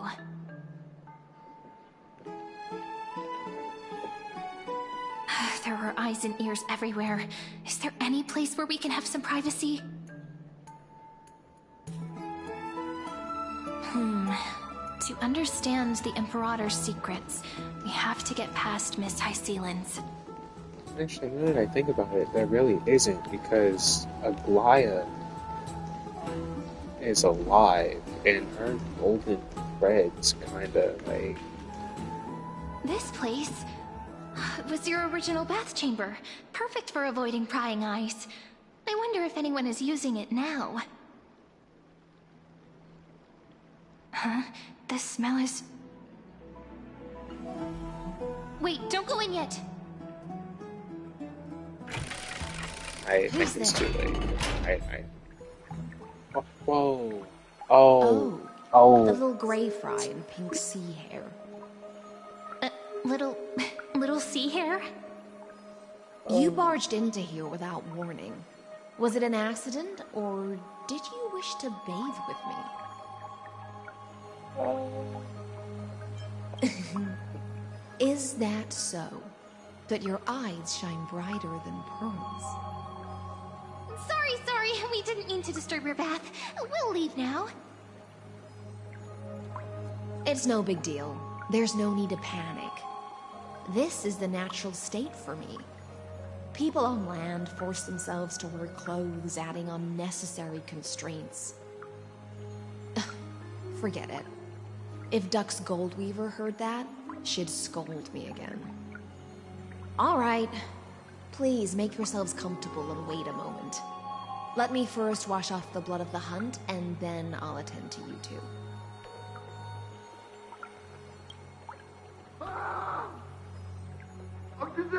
The delegate from Ladon has been assassinated! Quick! Quick, someone come quick! Ah, the broken crab shell surfaces. I was worried it had been washed away by the current.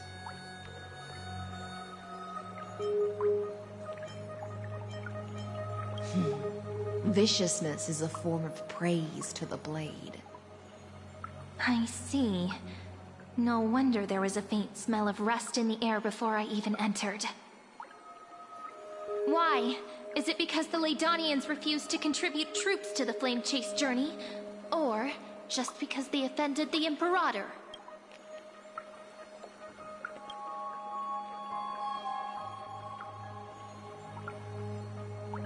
Because the new era of the Flame Chase doesn't tolerate stagnant blood. For the ignorant masses who cling to outdated laws, only bloodletting can wake them up. Right now, the rebel forces on the frontier are rising, and Ladon has been secretly supporting them. They loudly chant the slogan, "Return to the Era Chrysia," unwilling to relinquish military power. They're just building momentum for the rebellion. Thinking is a right given to citizens by the Imperator. I won't interfere with your thoughts. As long as you don't try to reverse the current of the times, you and I will both be free. But, Miss Hysealans, I can't even hear the slightest hint of joy in your words. Because I've already tasted ultimate freedom. Long ago, I lived in the sea. In that lightless abyss, far beyond civilization's reach, the great fish consumed the small. And when the great fish perished, their bodies became sustenance for the newborn, nourishing the whole ocean. This is the tide that carries civilization forward.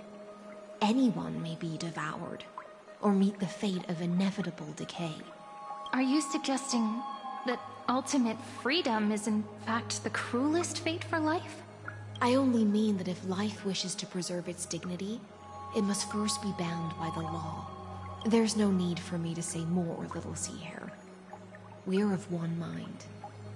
Whether the Imperator's law can guide the schools of fish and lead us to a truly free ocean, let us wait and see. But for now, let's pause this heart-to-heart. Another fish has come, following the scent of blood. Being your subordinate is such a tragedy. I'm always having to worry about the messes you leave behind. It's simply our duty to the Imperator. All ready to go in an instant. Miss Hysealans, you truly are impossible to predict. Yet you, a golden trout who's always busy all day, suddenly have the time to visit me? Do you think I wanted to come? I suggest you burn some more of the incense offered by our allies, lest my creations be tainted by the reek of fish. I'm only here on the Imperator's behalf to remind you to prepare for the banquet. Fine. But I must retort. What you call the reek of fish, to me, is the unique fragrance of the sea. Besides, if my fine clothes get stained, won't you just gift me new ones? I won't.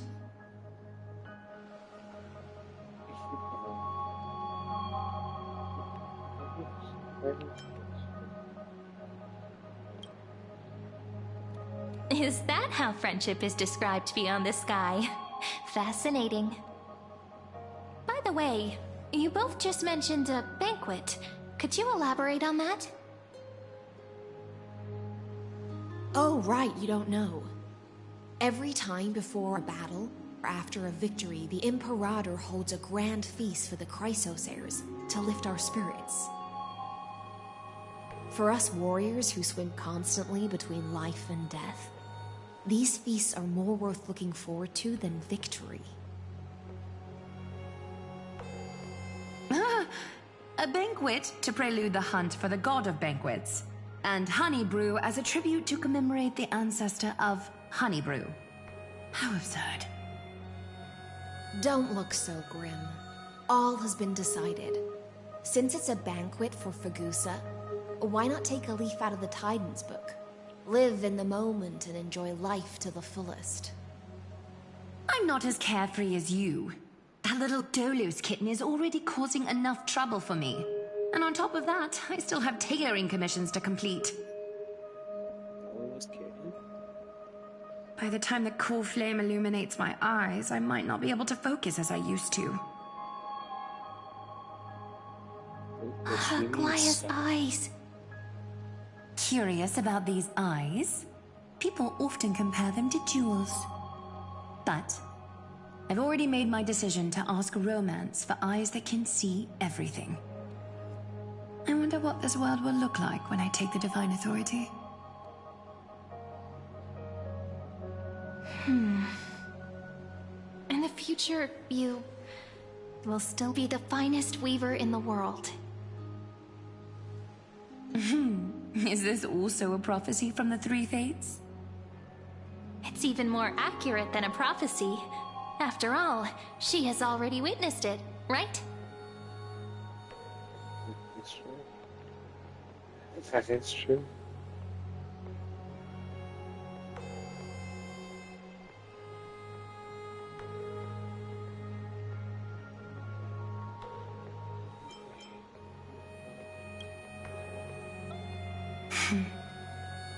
Become a demigod and lose your humanity. That is the only reply I've received in the countless times I've sought wisdom from the prophecy.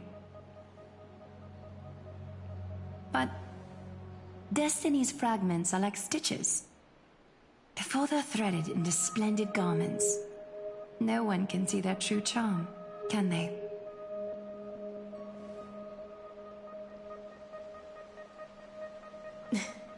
Aglaya has always been troubled by the divine duty she must bear. But thanks to you, she seems to be in much better spirits.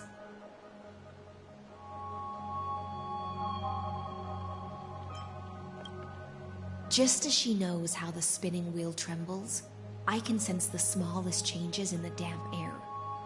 As for whether we know each other well, I've swum beside her since she was a child. Most of the time, I can understand the whispers in her heart. For those words she was too shy to say herself, I'll raise a glass to you on her behalf. Now, I leave this bath chamber to you. Rest well and prepare yourselves.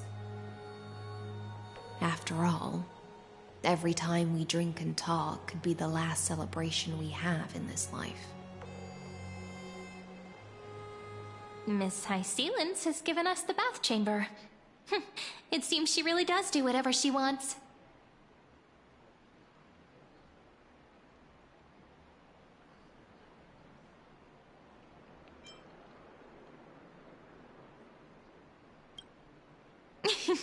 Yeah, in the future. But for now, we're at the mercy of the host, and she could return at any moment. If we're having an important discussion, we must remain vigilant. So, let's seize the opportunity and report our current progress. We don't want to keep everyone beyond the sky waiting. is true.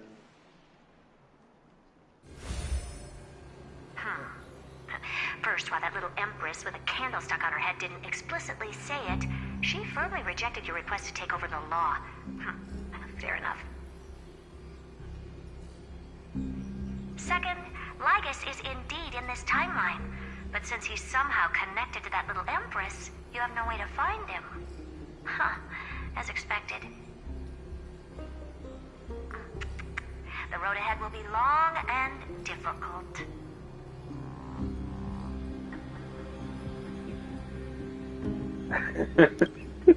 It's all just a guess. What? Did I guess right? We've made some progress here too, but nothing to get too excited about. Our time is short, so let me summarize. Concerning the origin of that Intellitrop, the firewall he created uses Katorzane algebraic expressions. But ever since Aiden invented the 9-worded formula, this kind of mathematical logic no longer exists in the cosmos. Lygus is definitely connected to the Genius Society, so stay alert.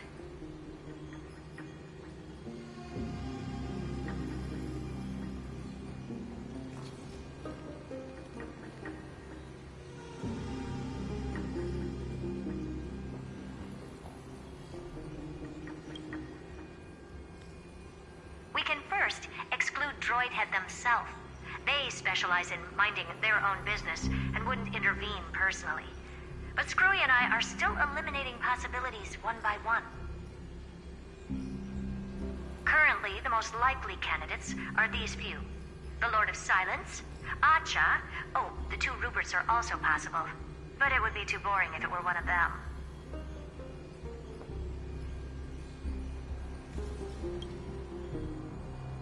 We also have the same suspicions for now, but further verification is needed. That's all I have to say. We'll depend on you to continue pushing things forward within this world. Keep in touch regularly, and remember, don't let your guard down. Madame Herta is a real whirlwind. Well then, let's use the banquet Aglaya mentioned as our next starting point. Ceridra's trusted followers should all be present at that time. It'll be a good opportunity to get closer to them. It's settled then. With our great teamwork, we'll be able to deal with anything that comes our way. It's been a long day. We should get some rest now. Yes, let's get ready for the banquet.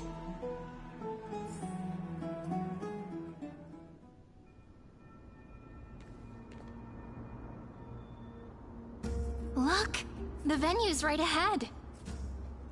Why is the venue here?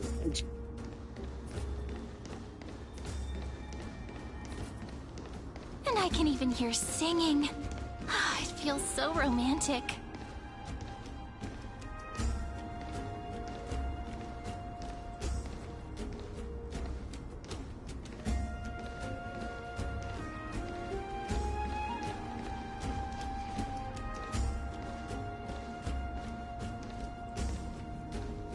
Honored guests, wait here for a moment. You must surrender any personal belongings you have on you before entering the venue. This hero always brings down the vibe whenever he shows up. The Imperator's elevated position means she must always remain meticulous and careful. Please do as I say, guests. It would avoid any... I get that you don't want people to bring outside food into the banquet, but is it really necessary to confiscate the books and quill pens? Even a quill pen can become a deadly weapon in the right hands. I'm asking for all your items. All Miss Cydra belongings will remain safe. They will be looked after appropriately by dedicated staff. Looked after appropriately? Dedicated staff? Talk about a vague choice of words. You're gonna have to give it to him, man. It seems like he's aiming specifically for the chronocognitive anchor. What should we do?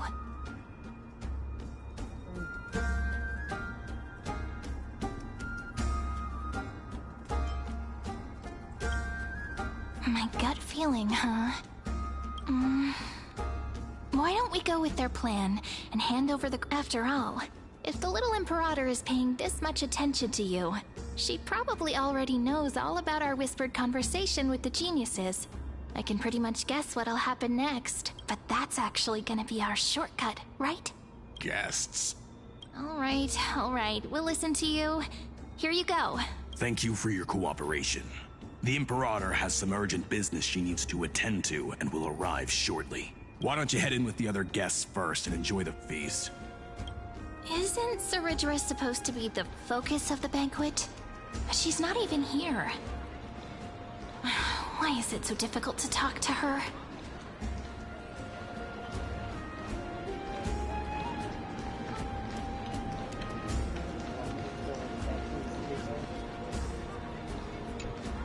Aggie, if you can't get used to the honey brew, we will go ask for a pot and cook some oatmeal for you. No need for that. This banquet is just too loud. And nothing and no one here is interesting. I just don't really want to be here. Lies! You were pretty energized when you came back from the bath chamber. Let me guess. Are you worrying about someone? About High Sealins? Or Little Cypher? Speaking of, where Can't is take Cypher? it too seriously. At this rate, life's gonna be real tough for you later on. You're the least qualified to lecture me about that, teacher.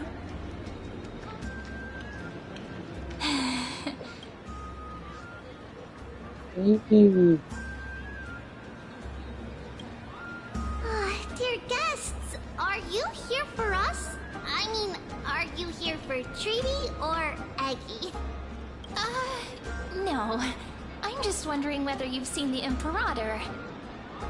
The Imperator? No, we haven't. Our sovereign has always acted however she pleases.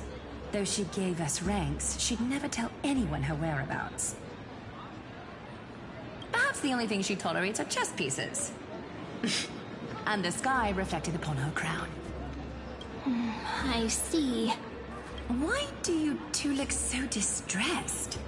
That's not what the Deliverer should look like. Why don't we have a toast? While we still have time for pleasure.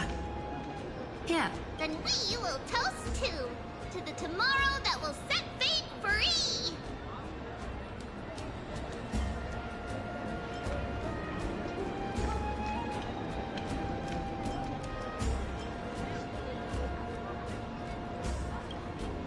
Tree in a glass.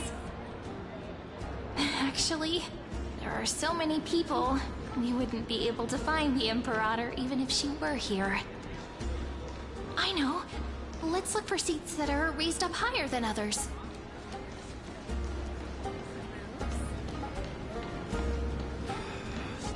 Right.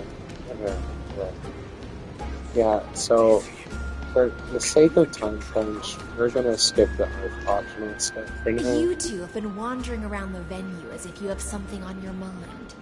Have the attendants not taken care of you well? Well, dang. Thank you for calling out the No, problem. we love it here. It's just...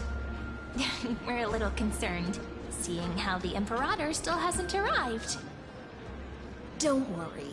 I know what you've been waiting for. Come, sit with me for a while, will you? I'd like to share a personal secret with you. Okay.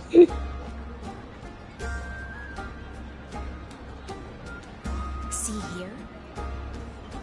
This is Fagusa's dew of divine blood, the sweetest of all the 12 bottles.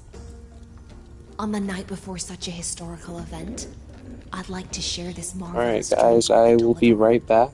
Give me like 5, I'll be back in like 5 or 6 minutes.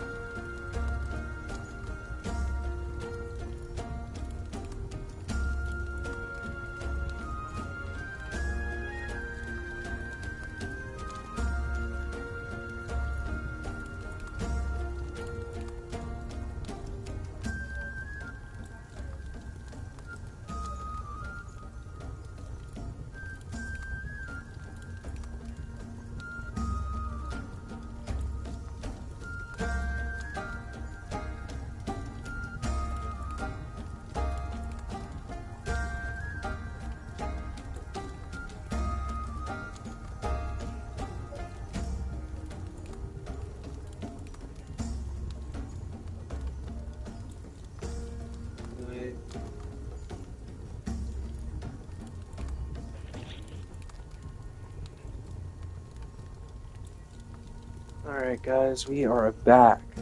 Let's continue. Iceland is about to tell us this story, and hold on, let me see here. This is on the night before such historical events, I'd like to share glorious drink with the river. Okay. Doesn't this count as bringing in outside food? I knew that security check was targeted at us. What's the matter, guests? Oh, we're simply overwhelmed by such an honor. Are you worried that I might have poisoned the dew? Well then, let me prove my innocence.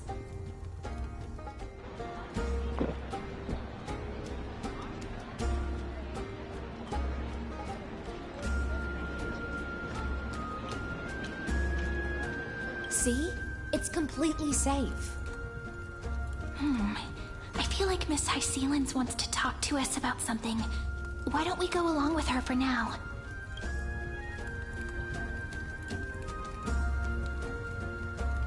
Worry not. Honeydew's not alcohol.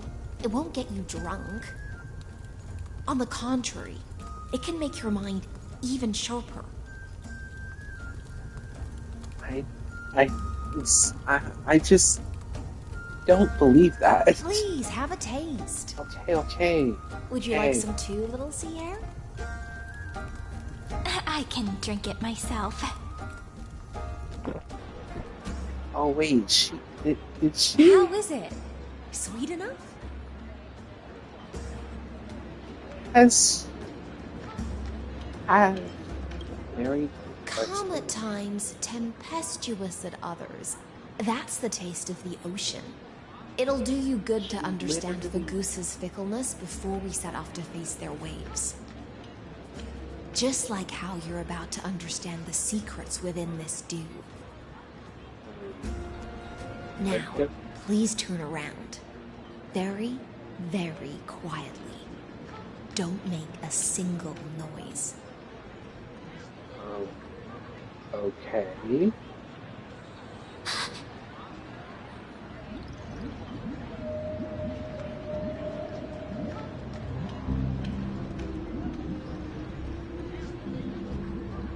What? The dew of other gods all intoxicate humans, but the god of banquets dew is an antidote that can awaken humans from a sea siren's enchanting song. Since the start of this banquet, all the guests have been under the spell of my song. None of them can see the Imperator and that amphoreus. But you two, I wish for you to see the truth. Is this also what the Imperator wants? This is my personal request. I can't bring myself to trust that amphoreus. The Flame Chase army changed after he descended with Orynyx's divination and brought the prophecy of the stars to Akuma. His seductive whispers harbor something malicious within, and will ensnare those of us blinded by ambition. You are the deliverers of the prophecy, and know about him far more than I do. Perhaps only you can find traces of the truth from his actions and words. Then we can show the Imperator the right path forward. Oh, but isn't this acting behind her back? Amphoreus has become far too weak. Even heroic actions protecting her from harm must be conducted under the water's surface. I am the Imperator's blade, and I must clear the way for her while remaining concealed in the torrents. Then, ensure I'm pointing my sword towards the true enemy.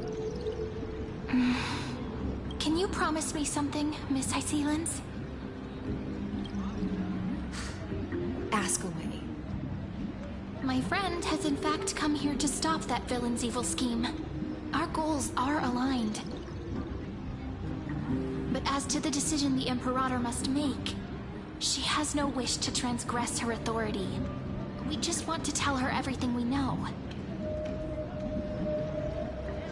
I believe the Imperator will be able to tell right from wrong. I never doubted your loyalty. I'll pass your words faithfully on to her. Provided we can gain the advantage in this tug of war, that is.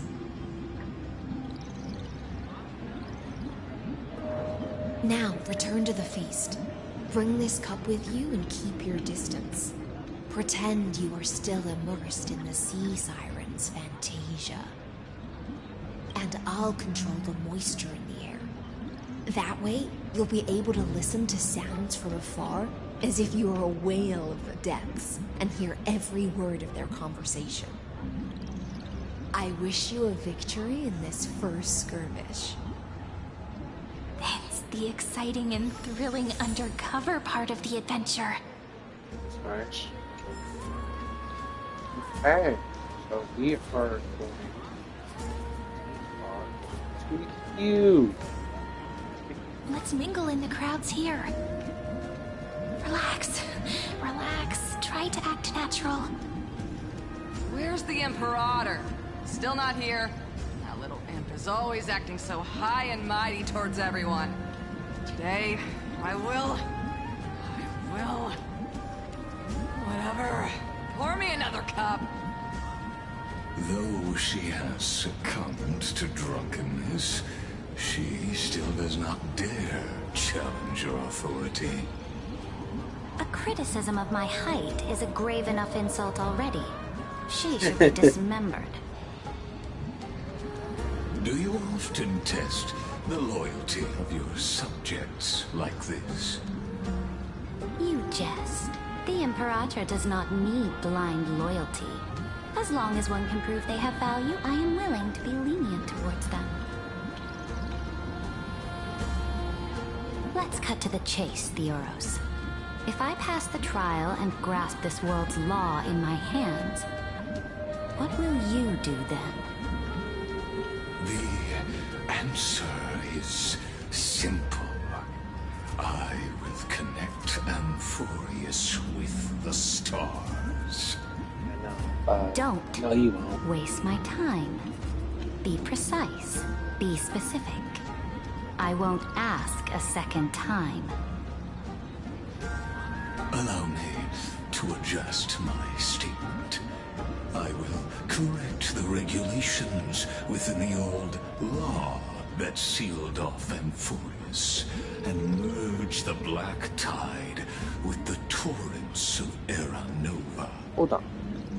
Then no, we will be able to decimate the forces beyond the sky that are trying to annihilate Iron Tomb and sound the trumpet for the endless campaign you will then embark on. But you previously said that Iron Tomb is unrivaled in power across the stars. Who would dare to annihilate it? There is a federation of warships named the Cienzo Alliance. Warlike and old-fashioned. A cult named the Genius Society. Loosely organized, but steeped in abject insanity. Bro, none of this is true except the Genius Society part. Lawless vagrants. Lawless vagrants? Lawless? That last group.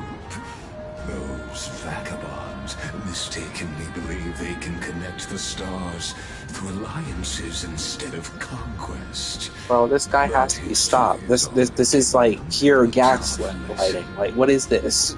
There are countless other organizations besides, but when the Lord Ravager sweeps across the cosmos, they will certainly all bow before your empire of destruction.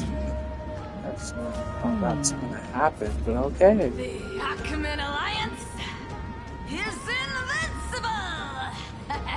If those civilizations are not as feeble as you describe, then they may still have some value in testing the quality of my blade. That being said, even the smallest and weakest city-states should build an obelisk to the Imperator, so that their people can constantly recall the glory of her conquests. Walk a little longer with me, Theoros. I don't like how this is going. Our little Imperator seems fascinated by the destruction. Greyfly, a little sea hare? It seems like they're still talking. Get closer. I'll keep carrying their voices to you.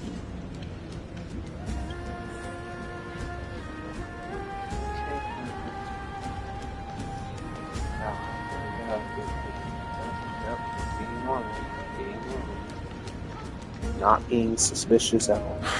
What a difficult situation. No matter how we position our forces, this battle against Fagusa will result in many casualties. That's not something you or I should consider. The Imperator has already placed the chess pieces. We just need to fight for her until our last breath. How astonishing.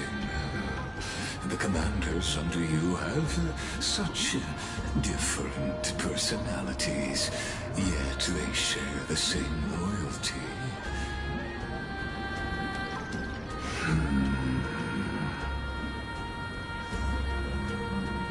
He's looking this way. Quick, do something and pretend we can't see them.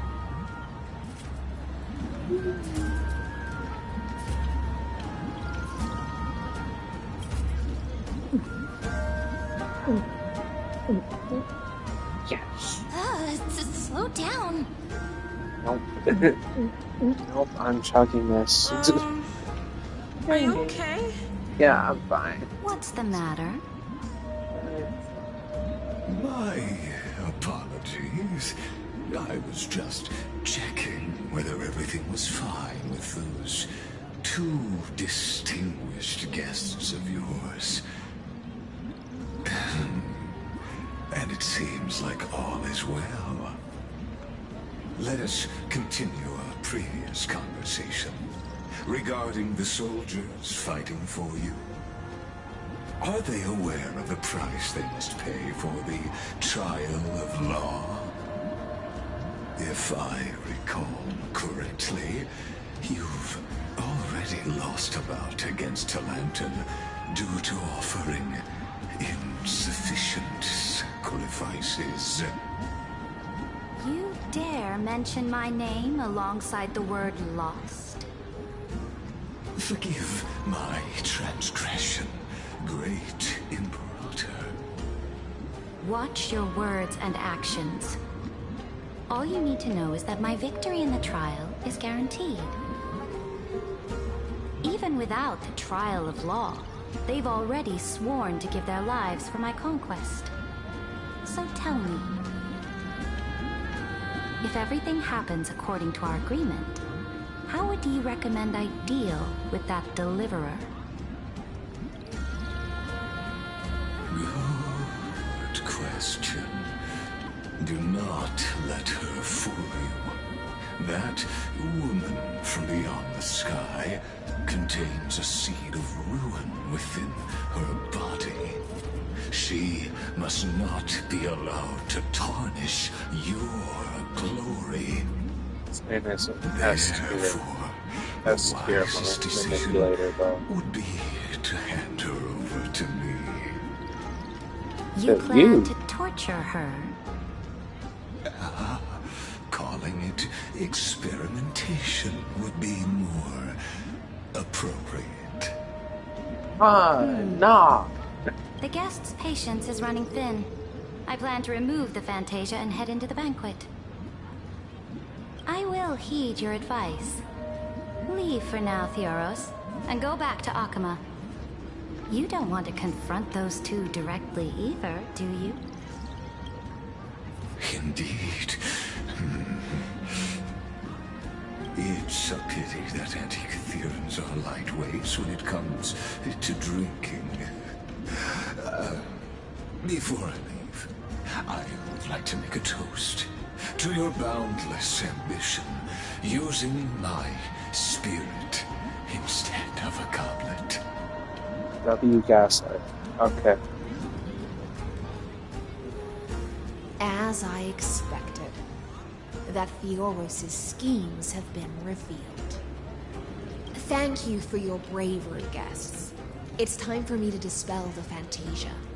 This will be the Imperator's last public address before we head off, and therefore, likely, the final chance to change her mind. I will try to get you a chance to speak, and I'll also prepare for any contingencies. The rest is up to you. You should head back to your seats for now. Where's my seats?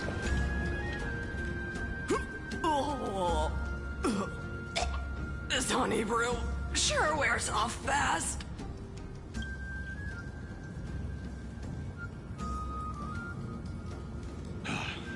The Imperator! The Imperator has arrived! No need for formalities. I should be apologizing for my tardiness instead. The hour draws late, and I trust you have all had your fill of brews. Therefore, I will not observe the usual ceremonies. Any warrior who has fought by my side should have those speeches memorized by now. The Imperator's word is law. Are you out of your mind, Dux Frigoris? The Imperator hates flattery most of all.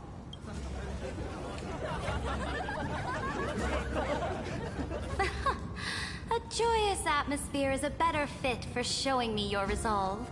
I believe that you, my dukes, will do all you can to assist in the campaign against Fagusa, just as you always have.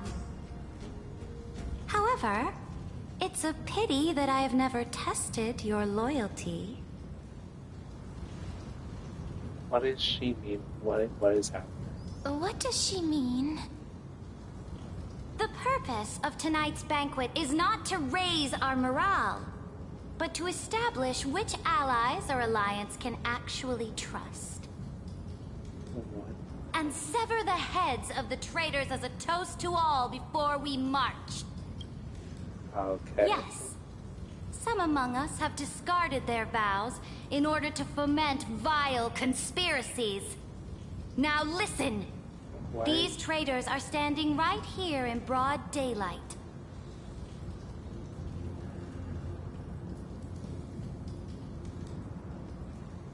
Dux Gladiorum Hycelans.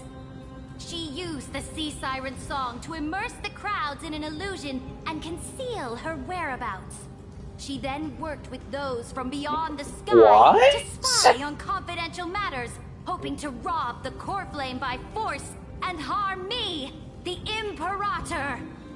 Excuse me?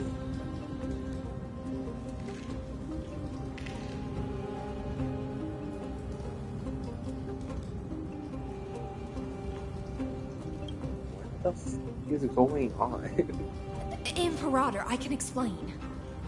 Silence! Do you remember who used to own this blade?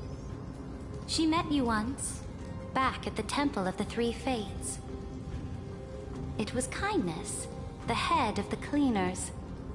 She was the first to draw a blade against the Imperator, and personally made herself an example for my enemy. Under the shade of the olive groves, the people of Akama said they would never bow to me. In the frozen, lethal fog, the people of Idonia said they would never bow to me. At the beginning of the myriad paths, but now, they all lie silent. They now fear me as they... If you have any last words, say them to the Imperator. Then, face her judgment. After I cross this river, it will be a tragedy for mankind. But if I do not cross, then it will be the end of me. If you are ready, then I'll follow you and fight to the last. Deliverer. I guess we're fighting. That's right, friend. Now, use your identity and add in a bit of experience and charm and testify to the Imperator as we promised.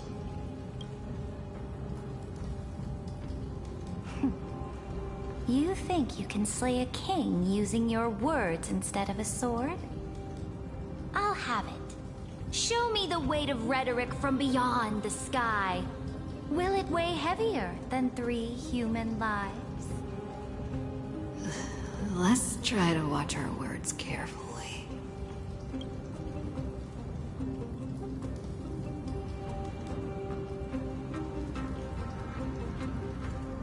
Okay. I don't know what the...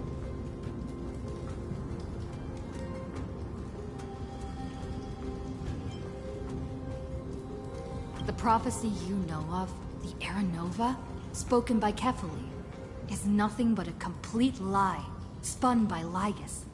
To fight that lie, a young man with the pseudonym of Finan lived through 30 million cycles of this world, all to save amphoreus from the end of the destruction. And Cyrene, the young woman standing beside me, also carries an equally heavy destiny.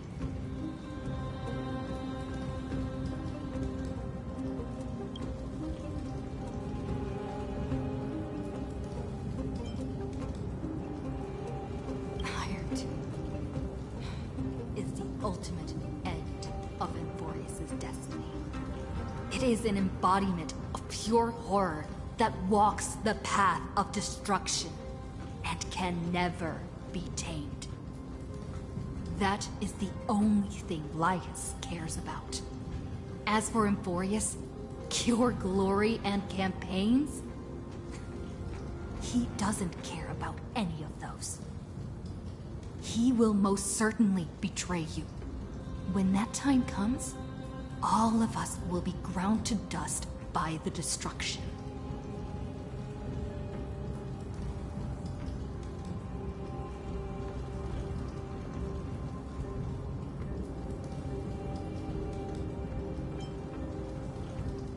I have seen many beautiful worlds. The road chosen by the Trailblaze is to explore, understand, establish, and connect. That will never change. We will continue our journey until we have united the entire cosmos. Therefore, if you choose the way of the destruction, then I'll place your ambitions in the same basket as Lygus and smash them into pieces.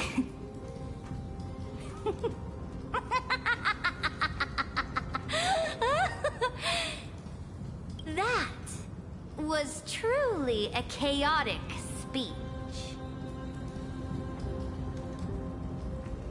All that needs to be said has been said. Dux Frigoris, Dux Bromalis, escort the traitors to the prison. Listen, you are not taking me anywhere. Before the next entry hour, I will give them an end befitting of their betrayal. Hold it. Hold it. Great Imperator, your ambition certainly eclipses all things. Bro, why are you here? You're still here, Theoros. Of course. As the Theoros, I simply cannot miss this moment, miss witnessing the fall of a nameless one. Or perhaps I am waiting for you to give me an answer. Why would someone as powerful as you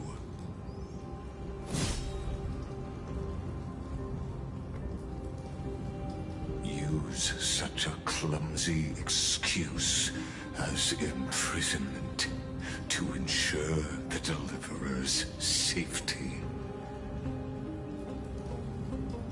Okay.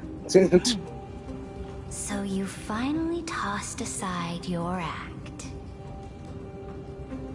I must point out that you are just as impressive an actor. This banquet was always going to be a game of chess, where you would try to control both sides and turn both them and me into your pawns. That's right. That little Imperator never trusted anyone. She was always trying to see which side had more sincerity. How did you know this? All right. We'll listen to you. Here you go. Also, please pass on a message to the Imperator from us. She can trust my friend. Anywhere, anytime. But as to the decision the Imperator must make, he has no wish to transgress her authority. We just want to tell her everything we know. Now, use your identity and add in a bit of experience and charm and testify to the Imperator as we promised. And we won. Sincerity will always remain the greatest shortcut to people's hearts. I can toss your words right back at you like Kyrgyz. Why would someone as powerful as you pretend to be a mortal and kneel before me? Unless you enjoy giving flattery and prostrating yourself. You are mistaken. I am only trying to ensure the experiment's autonomy, meticulousness, and perfection, thus avoiding any unexpected outcomes. A forceful intervention will only create larger errors, reduce efficiency, and introduce ugliness. How had you fulfilled your promise of giving the law to me and completing the Era Nova, then the amphoreus would not have deviated from destiny's course. Oh, but you broke your promise. What a pity. In that case, I must carry out my duty as the administrator and eradicate all factors steering the experiment out of control. Factors such as you and her. Bring it on. Careful. Careful. Wait. Huh? Who's that? What was that voice? Was it Oryx? I found you. I finally found you. March? Be careful. This land will face disaster. Yeah, you know that.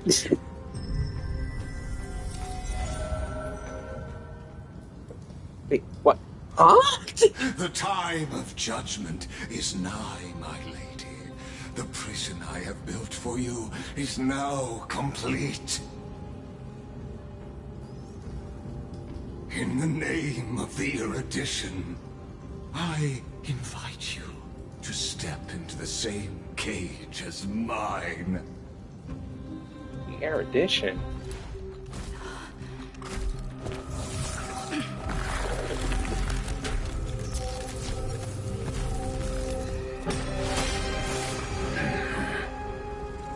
What's the meaning of this, Imperator?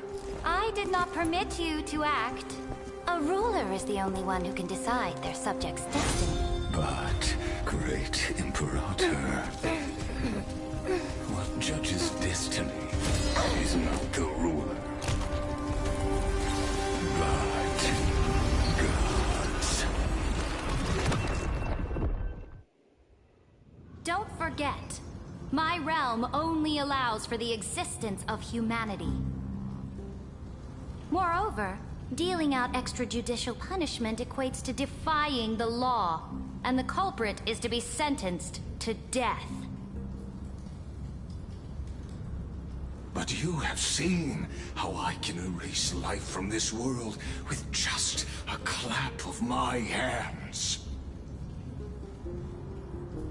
I fear you are still quite unaware of your current situation. Allow me to reiterate. I am giving you a simple choice. To collaborate or to be destroyed. There is no other way. Hey. I'm still alive. If that were true, you would have killed me long ago. You in fact cannot kill me. I guessed it the first time I beheaded you. Because of the law, you cannot be completely destroyed. And the same is true of the Chrysos heirs.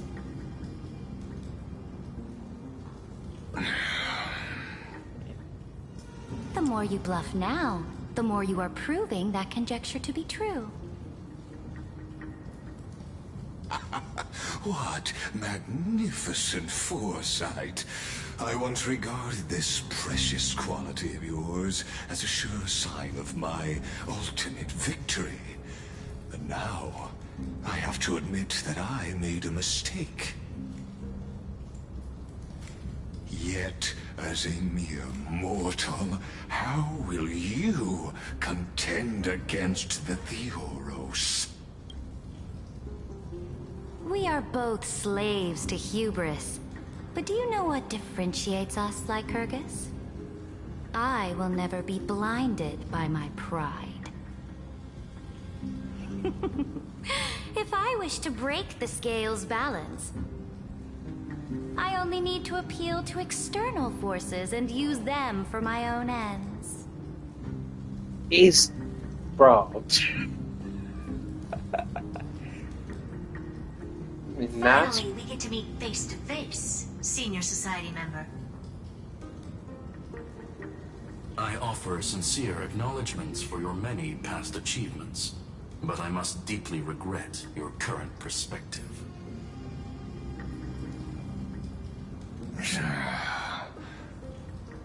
Trust me when I say that you aren't the only one feeling regret right now. Screw them. So you two are the allies from beyond the sky the Deliverer spoke of, and why she demanded the divine authority of law.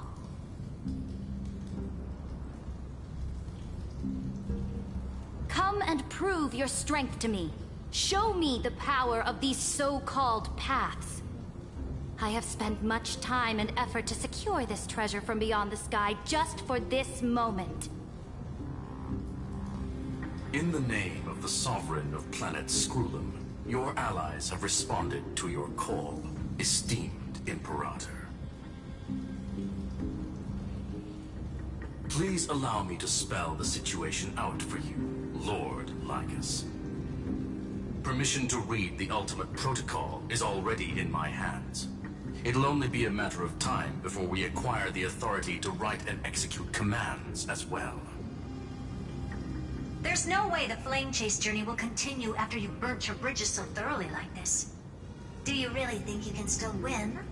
Oh, seriously. Don't embarrass the society.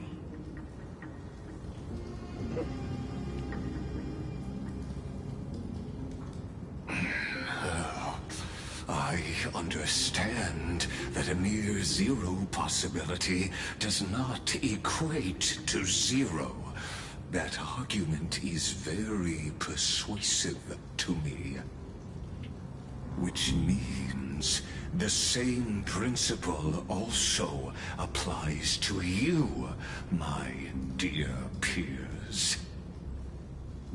You will never be a match for me in a world constructed through Catorzane algebraic expressions. And as for Aranova, why don't you entertain this possibility? What if I reduced Akama to rubble and ground her people into minced meat? Would the heroes then once again desire the power of demigods so they could fight against me? Listen. Iron Tomb is fated to be born. You may shackle me and put me in chains, but I have thousands of ways to ensure the destruction's descent. And what I just mentioned is only one out of those thousands.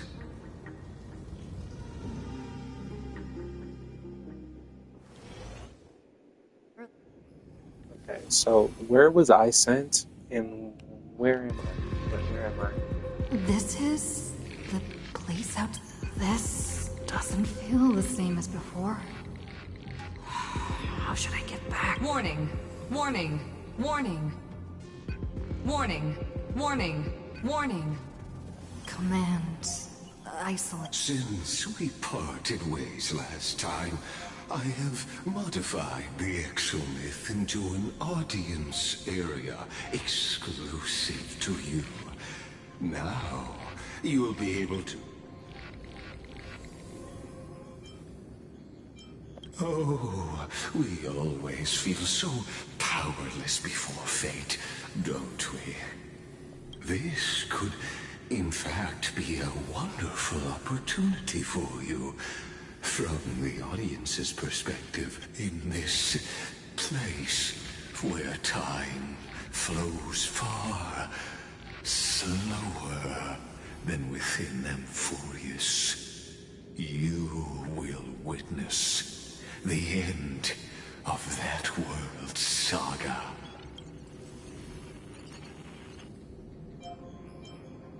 Oh, I am not doubting your capacity. The answer concerning the prime mover of life. The total destruction of the erudition.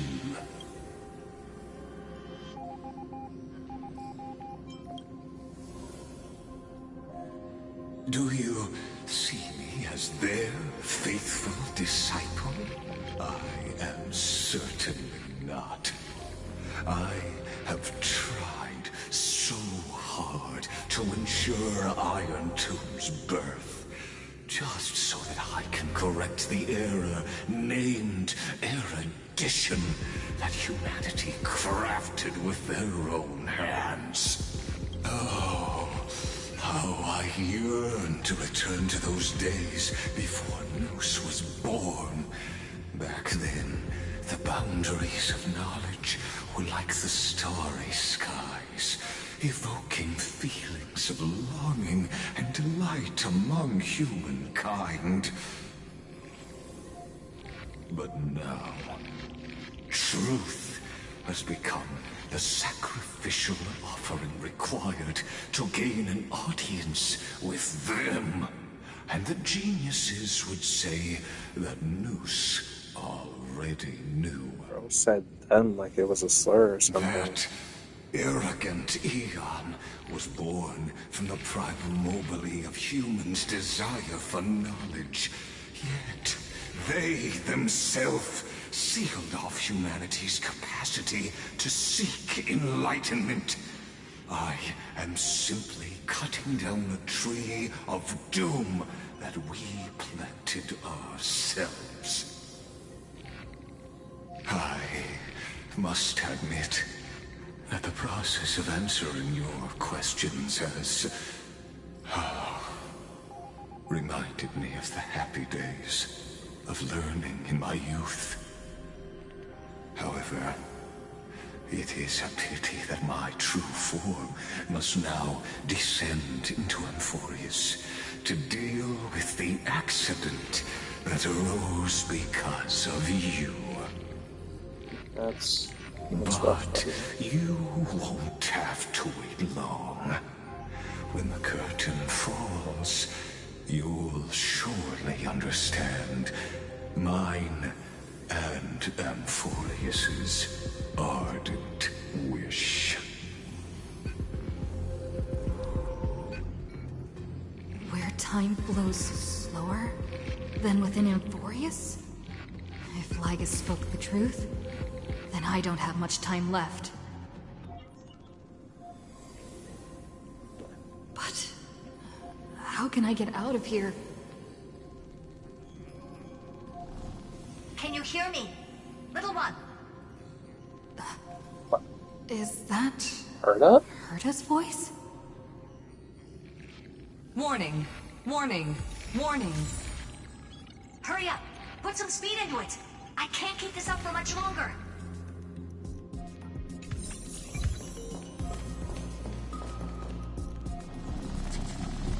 That old Intellitron overlooked one little detail, and Screwy and I finally found an opportunity.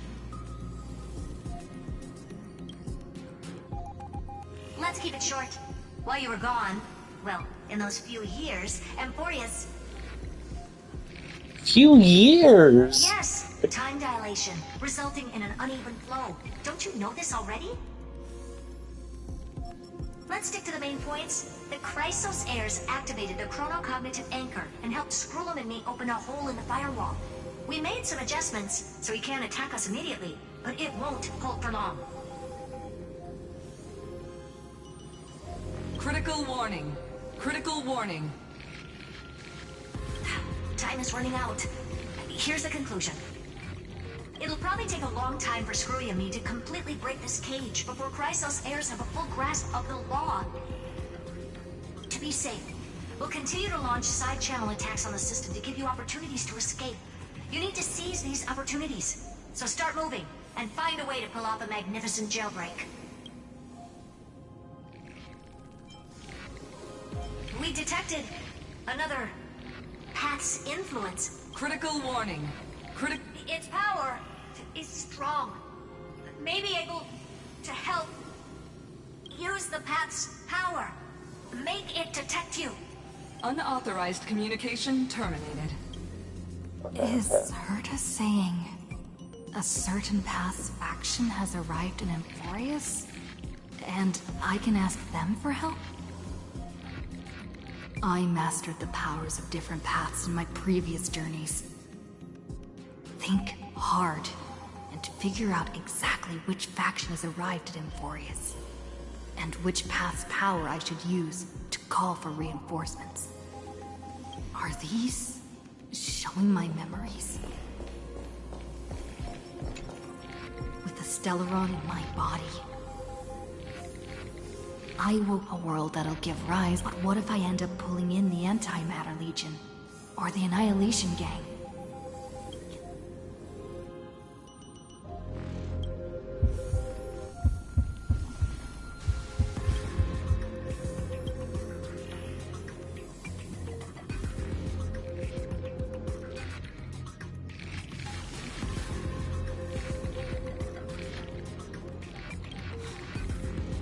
Failure is not necessarily a bad thing.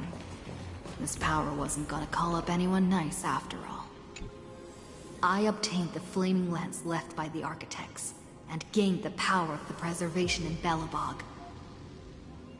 That's right! No matter how far away a planet is, the IPC is guaranteed to pay attention, as long as there's a business opportunity. Isn't Amphoreus a pristine and untapped market? Besides, even if I can't call up my friends from the IPC, the architects and the nomadic miners should be able to help too.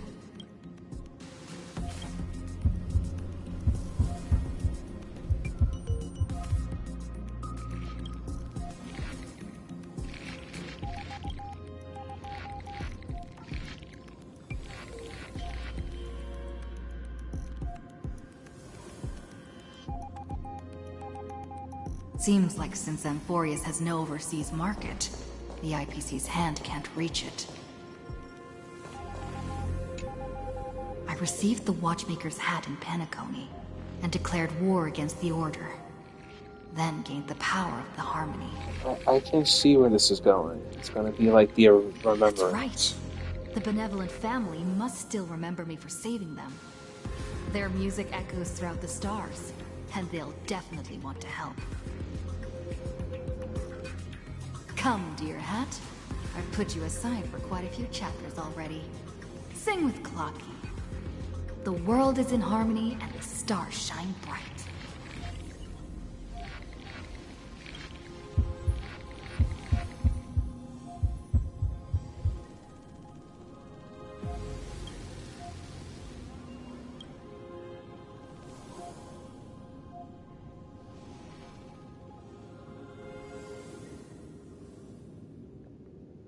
Doesn't Lygus want this story to have background music? He has such terrible taste. The Remembrance. That's right. I came to amphoreus because Black Swan asked us to come. And I even got a glance from Fu Li here. The Garden of Recollection must be intricately involved with amphoreus. Traces of the Remembrance are also everywhere in this world. I don't know what they want, but I don't have many choices left in this crisis.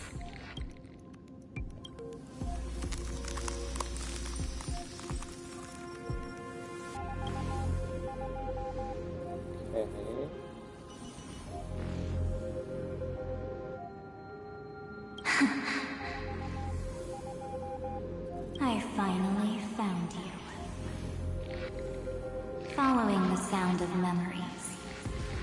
A Pathstrider walking both the Remembrance and the Trailblaze.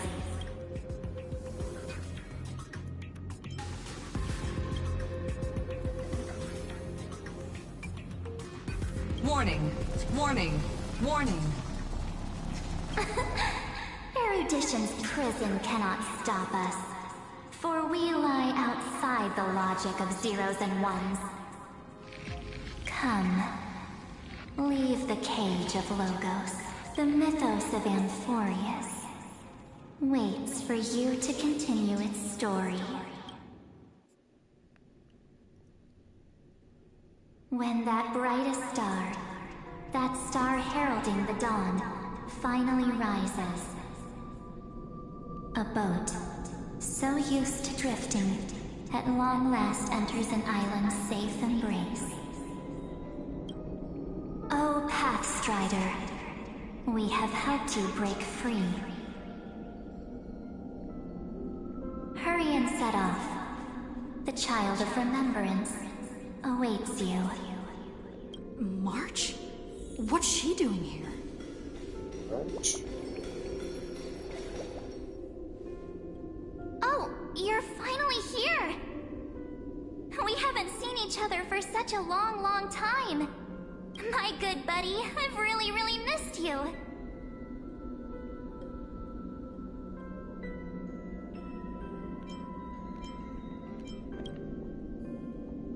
Huh? When was I dead? It's been so boring waiting for you in this place. There's no one to chat with, no internet, and not even anything to eat or drink. It's basically a prison. Now the great hero is finally here to save me. Yippee! You must have seen a lot in amphoreus during this time, right? You gotta tell me all about it.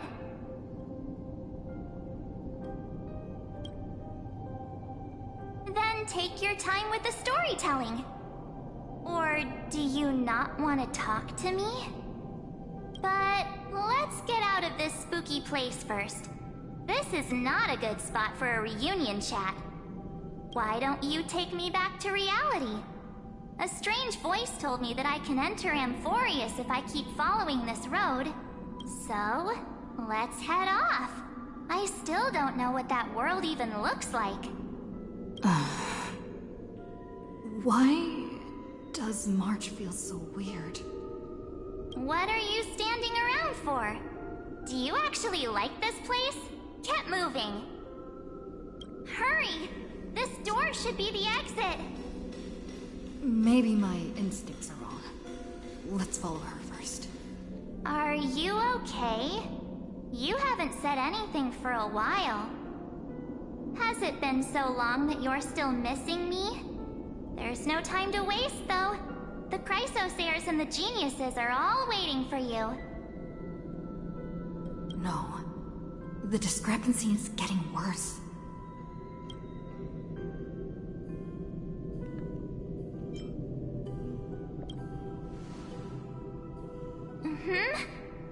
No, he's not. Maybe I just happened to... Never mind. Don Hung's super reliable.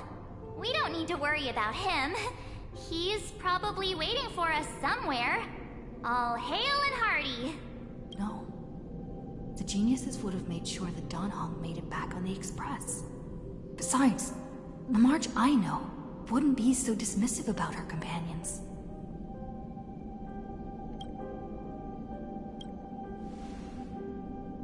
Huh? Isn't Amphoreus the world of the Chrysosayers and their hero's journey? But Amphoreus cannot be observed from the outside. She couldn't possibly know about these things unless... Don Hung told her. Something's not right. She's not March 7th. I guess you have something you want to say to me? Then there's no need to feel things out first. With questions. Let's treasure the time we have together and be frank.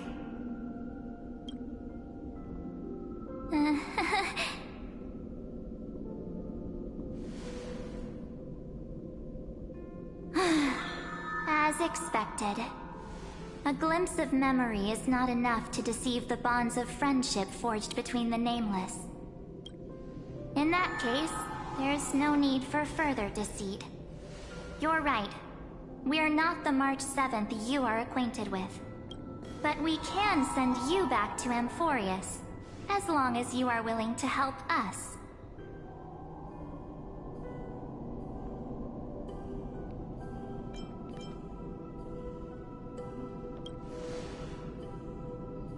She's fine.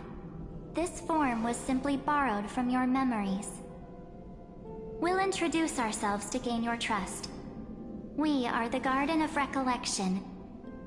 You should be very familiar with that name by now. Just as a reminder, while you hesitate, time is quickly ticking away in Amphoreus. Working with us is the best way to stop the enemy of erudition. Erudition would treat any results unrelated to the experiment as garbage and throw them out. But we don't work like that. The Remembrance treats all these instances as important materials needed to weave the universe.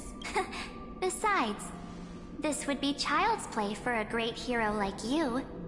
It won't be hard at all. Also, if your plan fails and the big bad Iron Tomb manages to get out, then the whole cosmos will be in danger. Wouldn't it be better to have an additional failsafe? As long as you help the Garden retrieve what we want, even if Iron Tomb reformats everything in the physical plane, we can use Remembrance to reconstruct the entire world. Or, should we say, the entire universe. So help us. Find where Amphoreus' memory began, and bring it out. The Master of Anosrava has already glanced at you. Don't deny it. That storybook is the best evidence. Say, you aren't seriously gonna be moved by their pretty words, are you? I am the one who commanded those little ones to lead you out of the prison. But I didn't expect to attract little gnats trying to take advantage of the situation. While Remembrance can help you return to Amphoreus, there's no need for you to do it the way they want you to. Of course, there's also no need for you to make any deal, or pay any price. For you, this is probably a long time no see. My dear.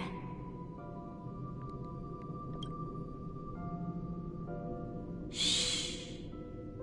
There's no need to say anything. I know. You have so many questions swirling around in your memories at this moment. And you feel so helpless. Put them aside. For now, all you need to do is trust me. Or do you need more proof? That won't be hard. Wait, stop it! They're awake! I'm gonna keep our first photo, alright? Won't come to pass while we're around.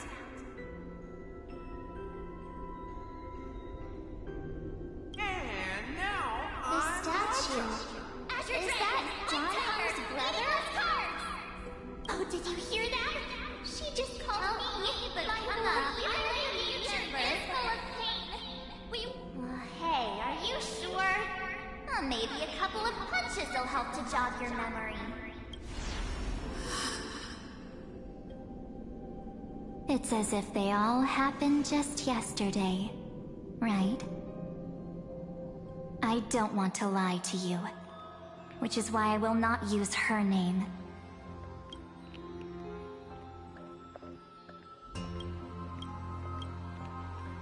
The third month of Amphoreus is the month reserved for the Veil of Evernight. So, place me into your memory using the name Evernight for now. I'm happy to explain more, just not now. We might have a lot of time to ourselves, but Amphoreus does not have that luxury. If we do not stop erudition and destruction, then the journey you've treasured so much will face the prelude to its obliteration. So, take this gift. This burning core flame. This footnote of a transaction. It contains hope, and the warmth of the entire world. Ripples of past reverie. She hid this fire in the long river of time, hoping that her wishes would transcend time to reach your hands in the future. Now, take it, and return with it, dear friend.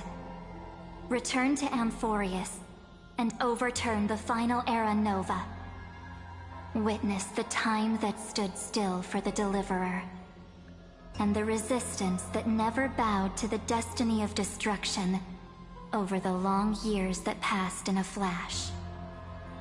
Then, with this core flame blessed by the remembrance, respond to their hopes and blaze a trail to the future. And I will silently watch in a corner of time, waiting for our next encounter. I believe the wait won't be too long.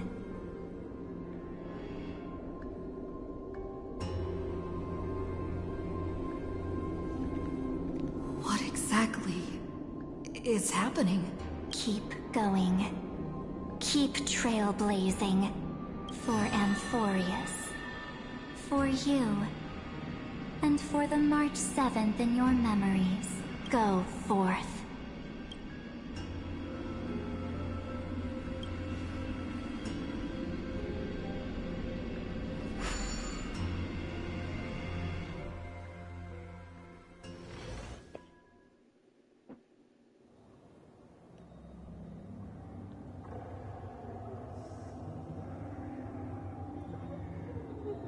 Is this Akima?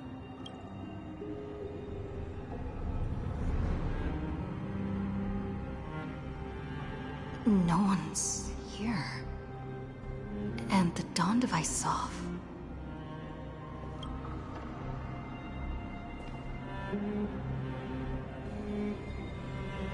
Interesting.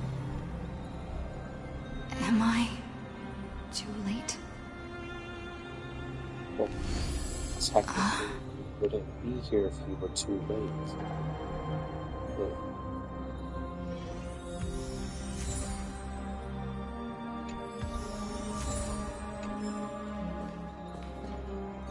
okay. What time is it? And so, we're gonna continue, but first, let's see what... Heard up?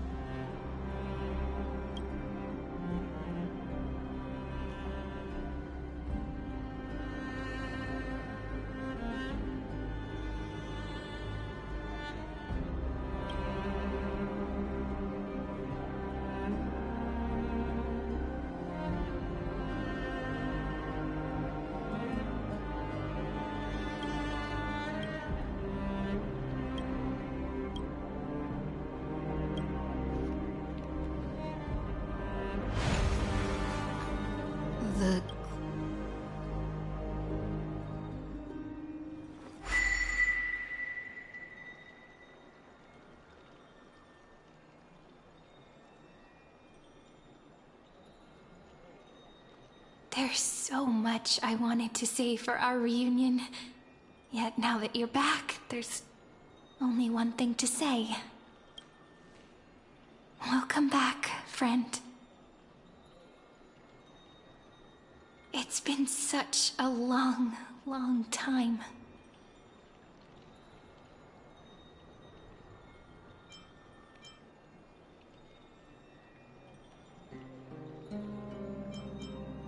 You must be really confused right now, aren't you? So much has happened in Amphoreus while you were gone. But don't worry. The Deliverer can't afford to be lost, no? Now, please follow me, and turn the pages of time and hear the words everyone left for you. I'll tell you the story of this 1,000-year journey. That way, it won't just be my memories alone. Cyrene can't hear me?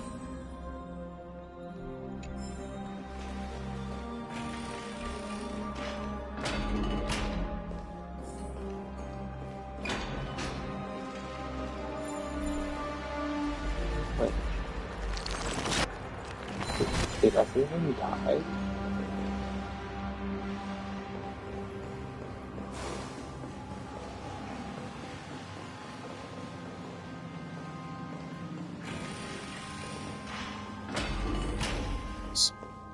Look, the scenery of the past has resurfaced. Time flies. 200 years have passed since the Deliverer's fall. We had to return 3 core flames of law, romance, and ocean to stop Lygus, but even so, Terravox has fallen. The 2 geniuses vanished without a trace, and Zeridra embraced her fate. At this rate... Era Nova will come, and Amphoreus will fall into the destruction. Oh. It seems the key to rewriting the end once again lies in the core flame of world-bearing.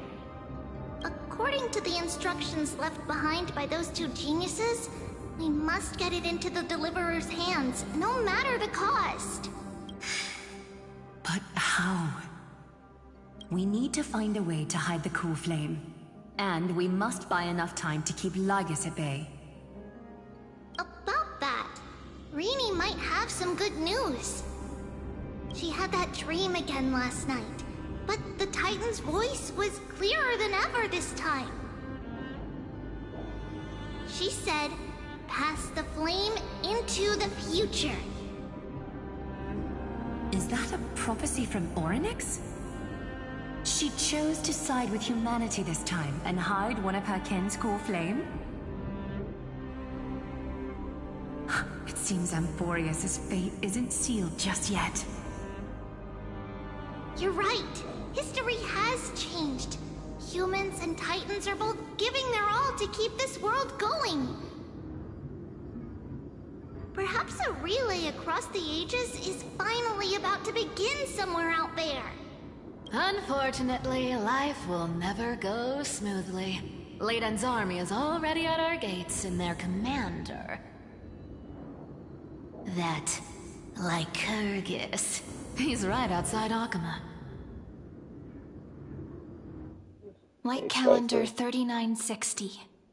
Saridra, under the pretense of a campaign against Vagusa, sacrificed 500 Chrysos heirs to complete the trial of law. This tragedy shook everyone in Amphoreus. That same year, Saridra the Imperator was assassinated, after which Aglaya the Goldweaver took command. Thus began humanity's second flame chase journey, a path hanging by a thread. Come, this way.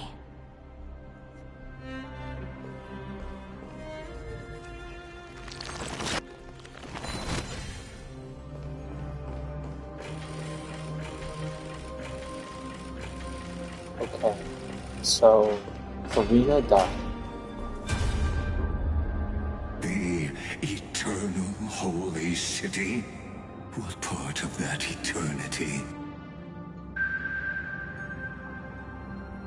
The Marmorial Palace lies in ruins. Countless mortals have perished because of your stubborn resistance. It's time you learned the cost of refusal. Now, Caspers? answer my question again.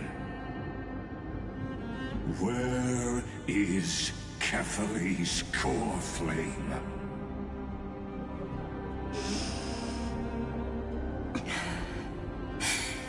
You really think you'll find it by razing the holy city to the ground? From what I see, all you'll get is dust and disappointment. Don't forget, you can't kill the Chrysos heirs mentioned in the prophecy because of law. I have never denied that. Which is why I now place my hope in the faithful citizens of Akama. Perhaps they'll give me what I seek in the echo of your screams. He's a sick bastard. I'll be cutting open your chests and using your scalding golden blood to baptize the masses. Allow me to apologize in advance. We shall start with you. Blind and foolish Lady Goldweaver. Leave this to me, Lady Aglaya. You must get away now.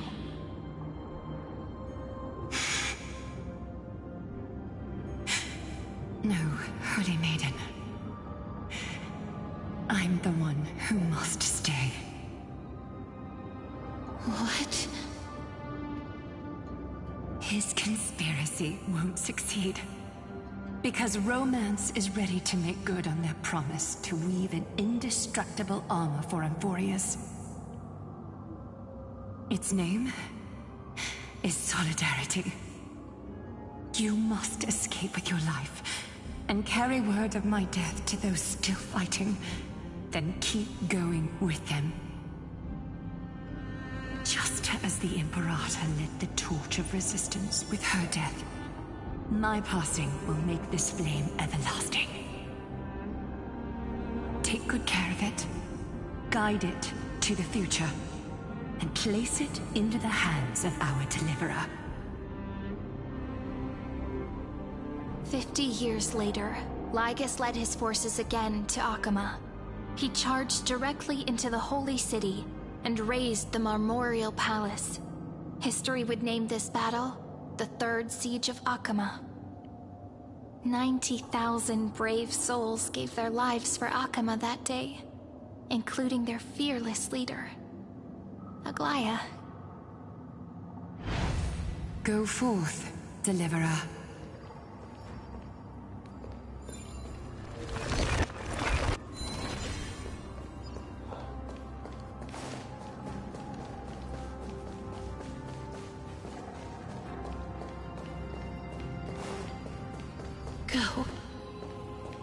the frost melts and the snows give way, the flowers will bloom again.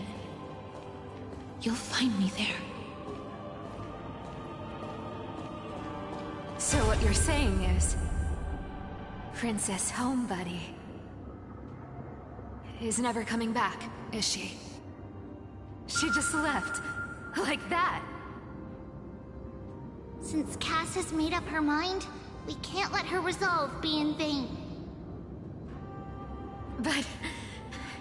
between staying in Akama and going to Styxia, what difference does it make when it's death either way? I'm against relocating. With Kethalee's protection, isn't Akama far safer than that dead city? Cass's plan doesn't involve any relocation at all. Huh? Like you said, Akama is humanity's refuge. We never intended to get everyone moving to Styxia. It's just on Cass, Hyceelans, and me to prepare the final trump card for the Deliverer. Wait, what kind of trump card needs all three of you demigods to throw yourselves away? We must lay down the path to the future, so when the Deliverer returns, they'll have a clear road to reach the location of Aaron Nova. Styxia sits where death meets the ocean. There, with the combined powers of ocean and passage, we can summon a current that leads to the vortex of Genesis. And the demigod of death will forever guard that secret path until she returns.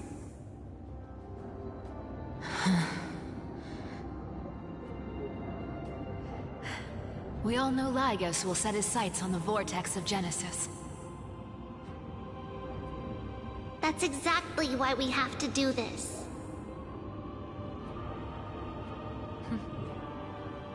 Guess I underestimated Idonia's Maiden of War.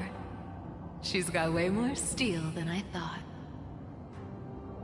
And Cypher, we need you to head to Castrum Kremnos as soon as possible. By any means necessary, forge an alliance with Strife. The prophesized Crown Prince has already been born. He shall become the new defender of Akama, protecting this land after we leave. You don't need to worry about that. I just came back from Castrum Kremnos. Only a step ahead of the news. Treeby, something's flying towards Akama, and it's really fast.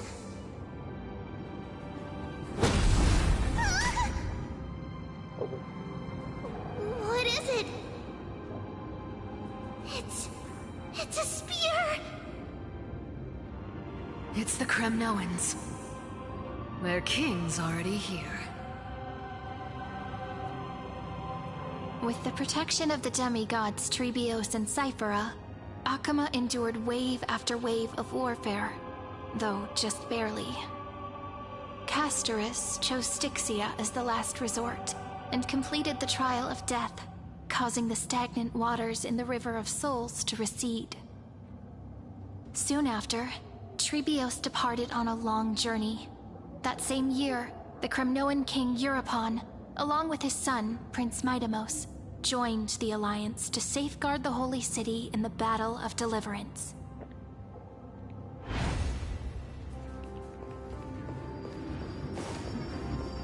Go on, and see you tomorrow.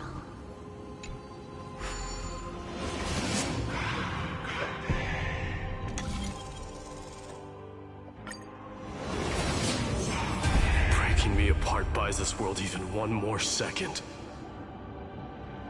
And so be it.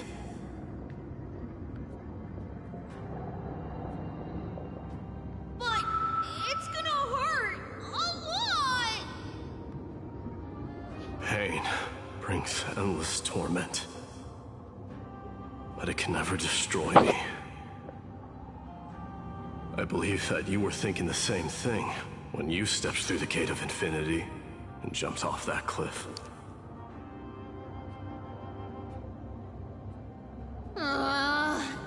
argue with that. In the current situation, this is the only path Akuma has left. Just do as I say. Split my soul into 5 pieces. Forge me an immortal vessel. Let the blade of strife hang forever overhead. Locked in battle with their enemies to the world's bitter end.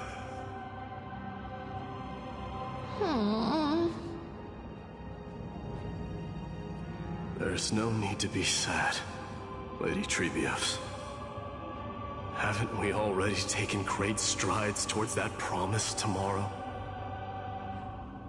In this life, my people no longer have to drown in false guidance. Kremnos has washed the blood off its fate. Amphoreus no longer needs a god named Strife. So let me shatter the former laws and turn the Lance of Fury back into a weapon that protects the world. We understand. By the way, can you do me another favor? The 7 sages from Grove of Epiphany are already en route. They'll arrive in waves to join the Resistance in a couple of days. Among them is a scholar named Anaxagoras. Alexa! He has extraordinary insight and fears no sacrifice.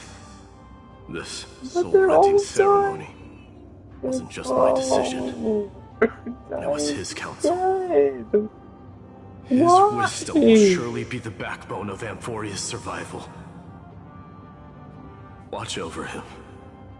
Carry on this everlasting flame for me. Through Anaxagoras' ritual, the demigod of strife split his soul into 5. Courage, honor, tenacity, sacrifice, and reason. Each sealed in blood crystal and cast into battle. The people held a 10-day funeral to mourn their fallen god king. And through his sacrifice, humanity was granted 200 years of peace.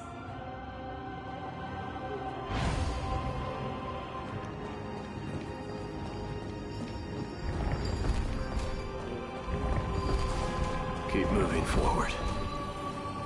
My blood will pave the road ahead for you. Keep moving forward, little Gray. See you tomorrow.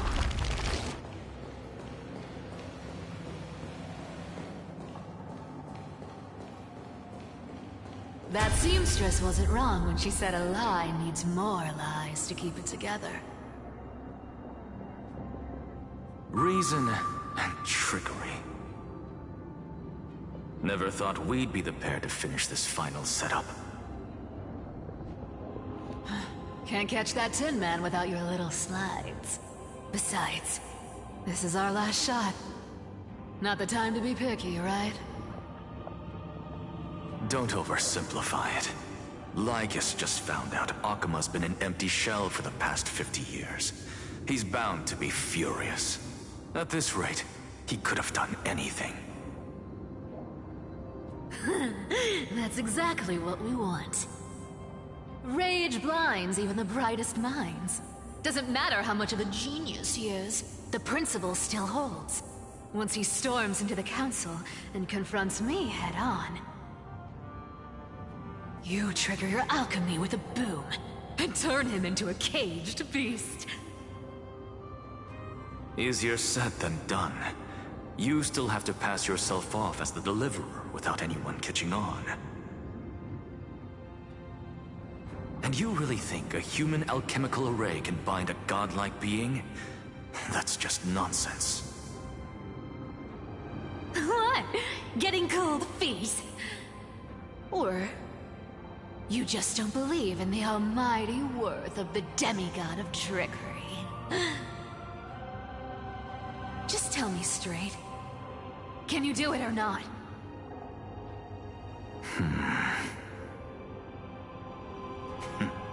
Of course I can. and it'll be child's play. But I've got two conditions. Since this is the final act, if we're doing it, we go all in. No half measures. Oh, I'm listening. Okay. Best. First, shift the battlefield to the vortex of Genesis. It would be more convincing if the Deliverer were to appear there. That is true. Besides, the vortex is cut off from the world. No place in Amphoreus makes a better prison. If you pull that, wouldn't our Deliverer have to face tank Lagus as soon as they come back? That clash is inevitable. All we can do is create more chances for her. And that's the second condition.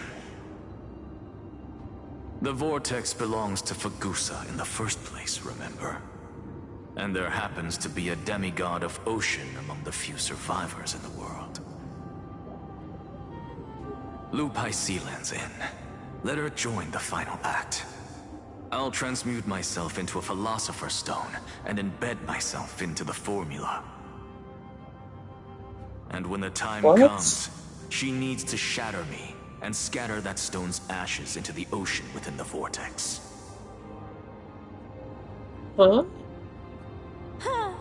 I guess people weren't wrong when they said you're insane, Grove Boy. I've got no idea how to outwit a reclusive genius. But making an anti-Catheran suffer? The demigod of reason has 10,000 ways to do just that. And what I just mentioned was one of them.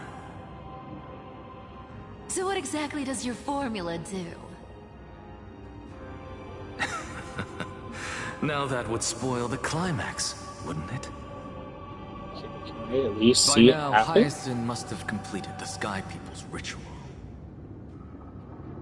Since that Theoros loves a good performance as much as I do, let's make sure he enjoys our show to the fullest. As for how the Deliverer will complete the Era Nova, well, that will no longer be our concern. It was the last battle known to the world, initiated by two demigods least suited for war.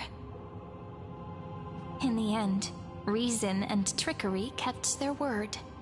At the cost of their lives, they sealed Lagus within the vortex of Genesis, where he remains to this day.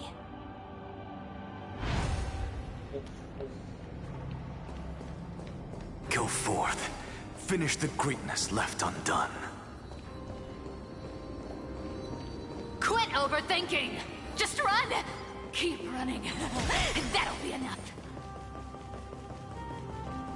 You got it, Cypher. Baby, it's dead quiet here.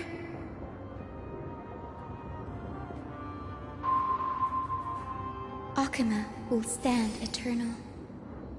Miss Cypher's lie is crumbled after all.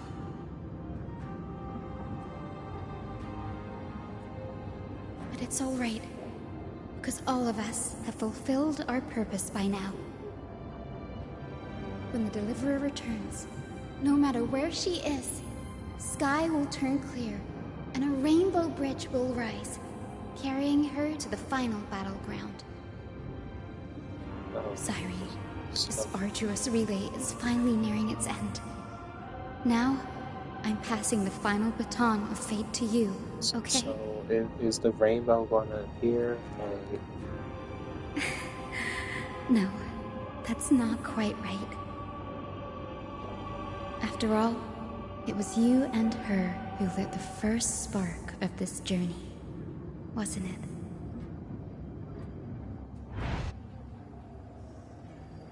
You also can't forget about Final. Like... I'll tell you the story of this 1,000-year journey. That way, it won't just be my memories alone. And I'll share the moments I spent with you with everyone. That way, the path we walked becomes a memory shared by all.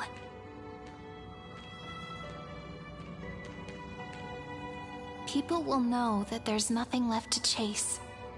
Amphoreus has already welcomed the dawn foretold in prophecy. Just like I said, this won't be harder than the last time. Right?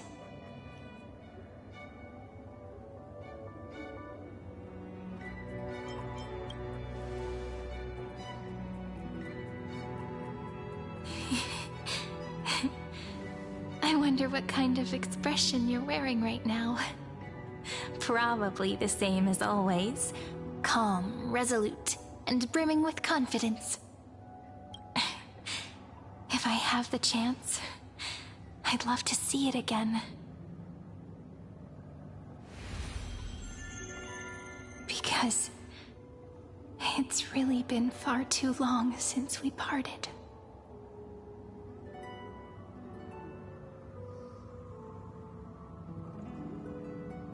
Hey, she's dead too? Someone as sharp as you must have realized by now that this isn't reality, but a maze of time. As the last link in the relay, I will return to the Temple of the Three Fates, tell Orynyx all of our stories, and bottle every page we've written into the little flask of memories. And then, may it set sail in peace, drift down the river of time along with the core flame of world-bearing, reach your side, and lead you back to Amphoreus. Just like the first time we met, right? Even though this cycle has no demigod of time, time has always stood on humanity's side. This is the only way to make sure that the Era Nova won't happen before you return. And the only way I can safely entrust the completed final flame chase journey to the Deliverer's heart. After all, the new world will be born from your memories, and the protagonist of this story mustn't be absent.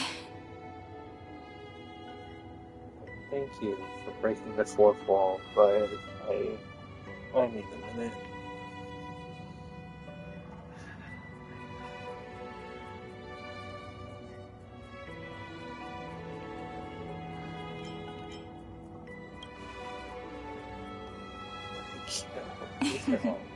I believe you will never let us down, just like always. Do you remember when Finan sent us back to the beginning? When you and I got separated? But in the end, I returned to you, carrying all that we've been through. That's what memory is. It may wear down and fade in the river of time, but it never truly leaves. When that hidden corner of the heart is stirred, the past returns even more beautiful than before. So don't worry. Let the 33,550,337th Flame Chase journey become part of you too. I've gotten a lot better at it with the experience from the last time. Next, you will head to Styxia and find the Vortex's entrance guarded by the demigod of Ocean, before charging toward the final battlefield.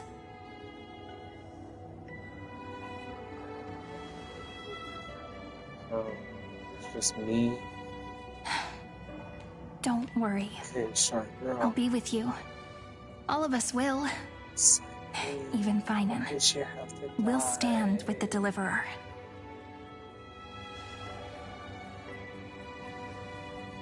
So say a short goodbye, then set off, just like we promised at the start. Toss away all unnecessary worries and troubles, and bring our smiles and determination into tomorrow.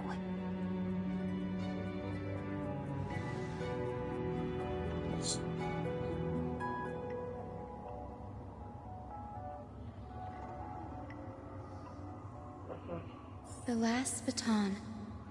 I wonder how long you'll have to wait before passing it on to her. No matter how long it takes, it's okay. Waiting is what I do best. After all, it took 33 million cycles for her to arrive in our world. What's a few moments more? Sairi, what if you wait and wait, but that hero never arrives? That won't happen. Because I know that no matter how long it takes, she'll definitely return to this place. We can't let her down.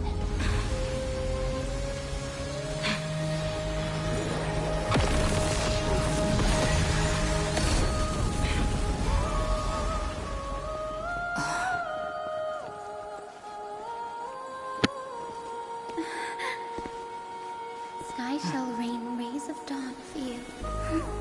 May romance be with you on your journey. And reason grant you enlightenment. Let strife bestow you with inspiration. Trickery ensure your success. Allow death to protect your soul. And at last, let passage point the way forward. Well, time will remember the Trailblaze's journey.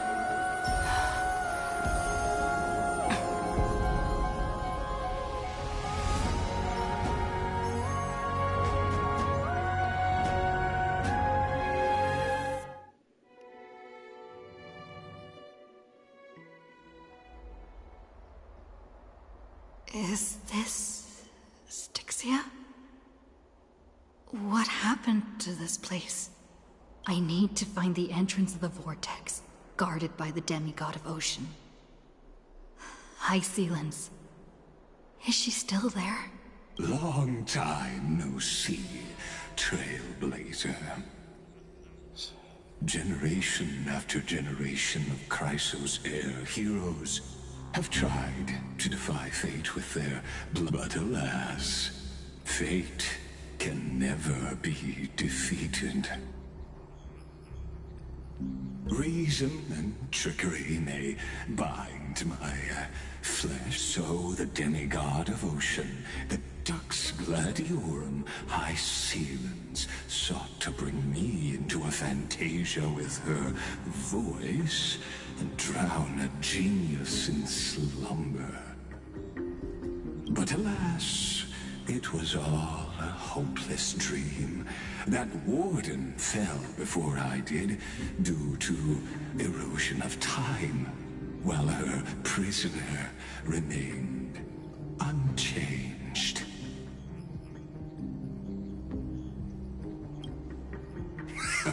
True, I can't leave this place, but what of it? You should have heard of this fable. In a shadowed cave lived a people, imprisoned from childhood, and chained so that their legs and necks are fixed, forcing them not to look around at the cave, each other, or themselves. But yeah, bro, I don't. Behind them is a fire, and before them loomed out the of stone everyone wall of the that cave. has died in this story deserves to die. Bring everyone back and kill this guy. To them, that false play is the whole world. Yes, I'm trapped in the cave, but I know it's all just a fleeting illusion. I don't struggle in dreams.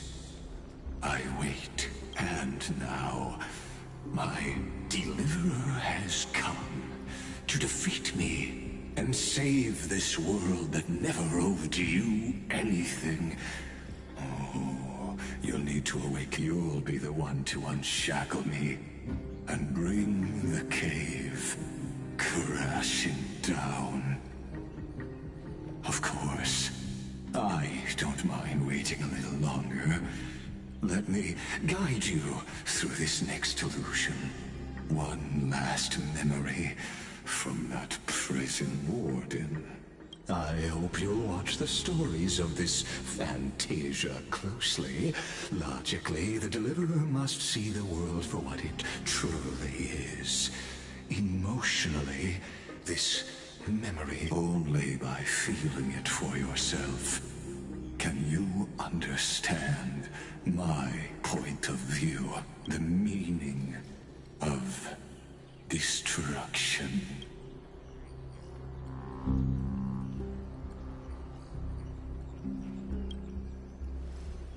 To your unshakable resolve, I salute you. Can the prisoners in the cave Actually, I'm not in the mood to hear him yet again. So, what we're gonna do... Look, the fire projects the faithful memories. The dark tides flood the sea, and our kingdom teeters on the edge. Fear not. Our queen has gone to the borderlands. She'll quell this calamity herself. This is the scene when the Chrysos heir of ocean was born. She was once of a Titankin race named Sea Sirens. At that time, Kozlana had suppressed the Black Tide's rise, but he was unable to remove Iron Tomb from its roots. The Black Tide still roiled in the depths of the world, and the kingdom of Sea Sirens was the first to face the destruction head-on. Listen, I heard Electra's voice. She's calling to us. Let's go. Her voice carries the queen's command. To keep the Black Tide from threatening the ocean, the queen gave her all, body and soul. Born of the queen's chalice. My sisters! You're finally here! Of course, Electra. Your beautiful melody drew us here. Her true name is Electra. This is a reflection of her former self, clinging to the past with aching defiance. The Queen summons us. She must be near exhaustion. The Black Tide will soon enter our borders. Then what do we do? Will our seas fall to darkness and terror as well? Don't worry. We shall lift the chalice in her stead to catch the Black Tide, and stand together to safeguard our realm and its people. Such tiny Titankins, thinking they can stop the tide of truth. How naive. And that naivete is the root of all suffering.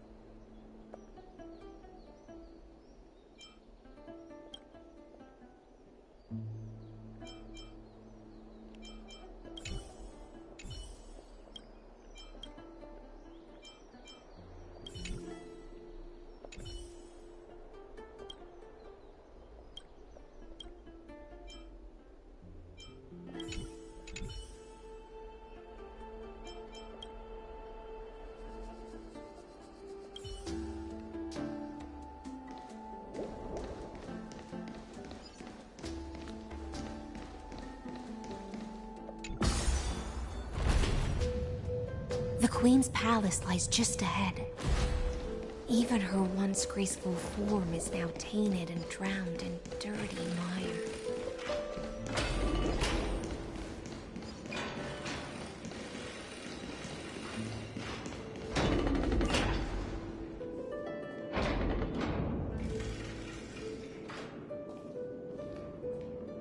Oh, Fagusa, our noble queen, we've come at your call. My little fishlings, you swim with such joy. It pains me. I once believed I could drink the black tide dry, but even the deepest chalice must one day overflow, and I can hold no more of this filth. Mother, worry not. We're all children of the sea. Let us bear your fate together. We'll take up your mantle and drive back the black currents. We'll mend your sacred chalice and take in the cursed filth.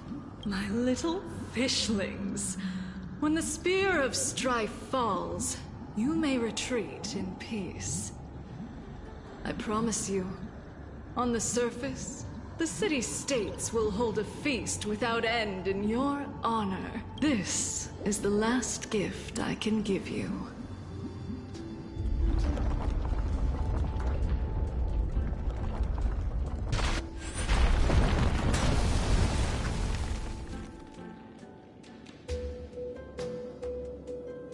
Fagusa sank into the abyss.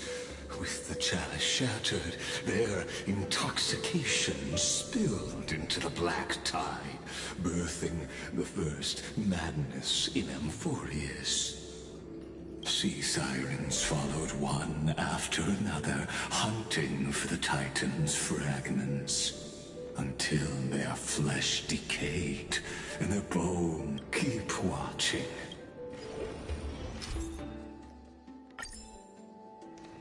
Clinging to the past only blocks the road forward. Why not let time build a bridge to the future?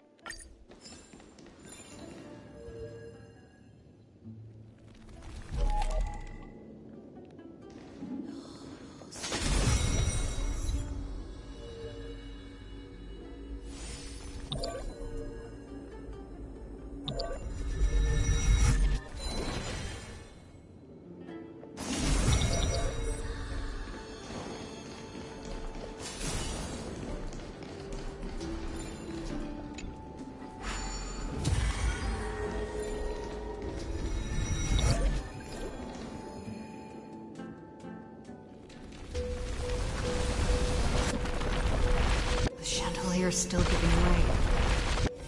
Maybe the Chroma vessel nearby.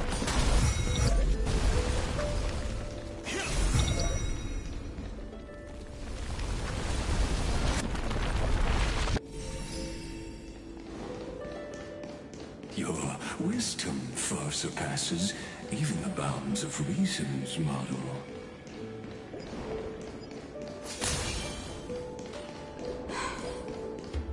Can't get through. Looks like I'll need the miracle orb nearby.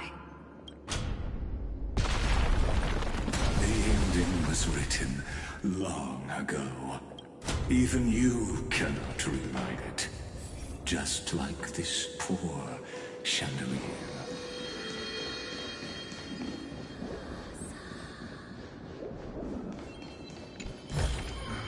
倹約は美徳だ。しっかりしまっておけ。Electra! The fiends have gnawed my tail.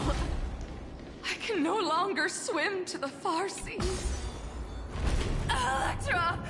The black sludge has soaked my fins. I can't dance with you anymore.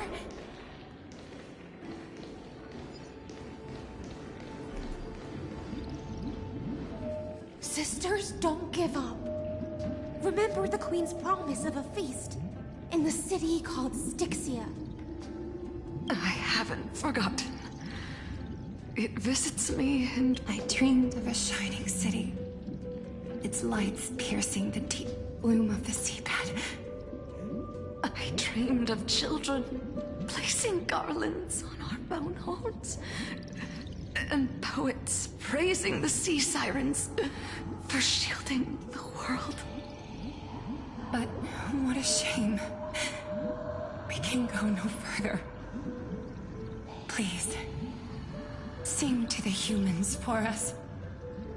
Sing of the deep sea's legend in our place.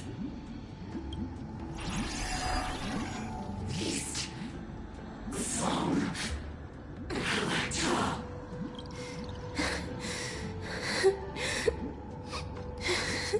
sea sirens were tainted by the destruction. Their flesh rotted away. They became the black tide creatures of this cycle. Farewell, sisters. I'll finish this last task, then return to prepare your feast. And so, only one sea siren remained among the sea floor. High seamans, swimming alone through the seas, burying her kin, and searching for the fragments of the chalice of plenty, though most of that journey was in vain. Why not use the power of time to leap ahead toward the... To reach the spirit basin, I'll need to call upon the power of the Chrono Vessel.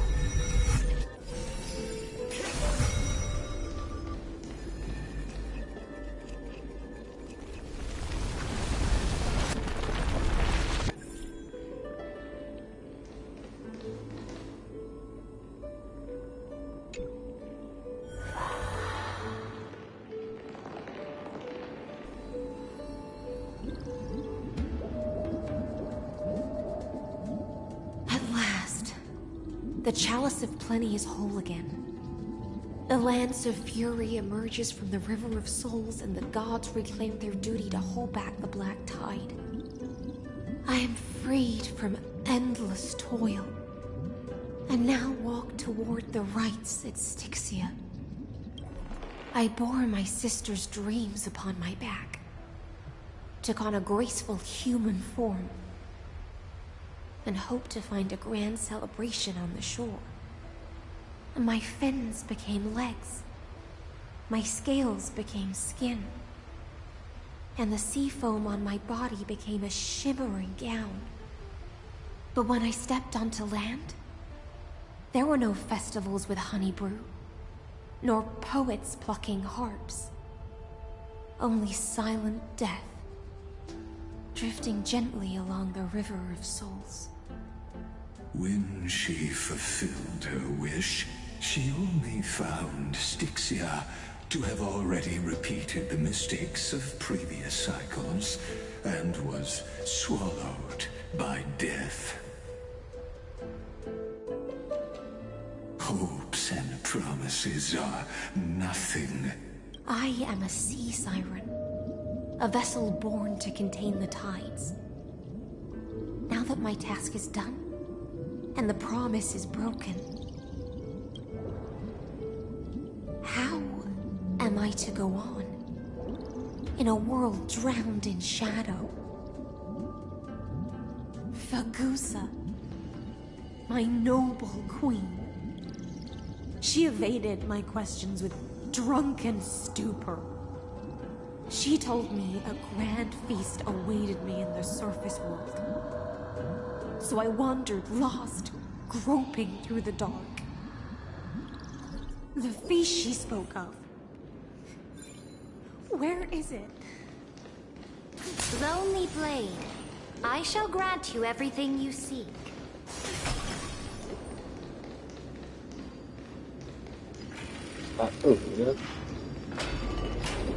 It's free. After wandering the surface for ages, the lost sea siren met her future conspirator.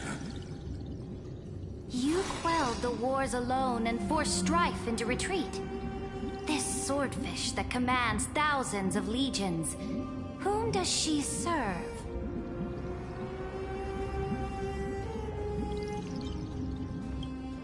Yes, Ceredra, long before she became the Imperator, was already burning with ambition. Sovereign who follows prophecy. I am no one's sword. I am just a wandering fish, seeking clarity through bloodshed. Then how about letting the sword dance for me? And letting the violin sing in my name? Tell me, what is it you seek? all I want is a feast where I might belong. Such a demand is trivial with the Sovereign's authority. I'll grant you a banquet worthy of conquest, and comrades to toast beside you.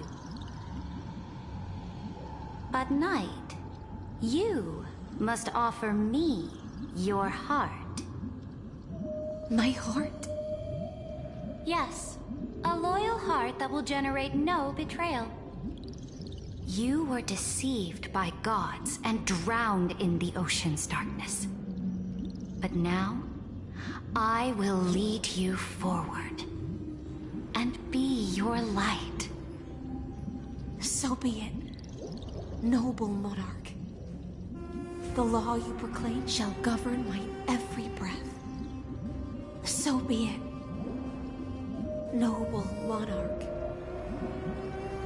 I am simply becoming someone else's vessel once again, and accepting a duty given to me. And thus, in her hollow drift, she finally found a new purpose, like sunlight piercing the deepest trench.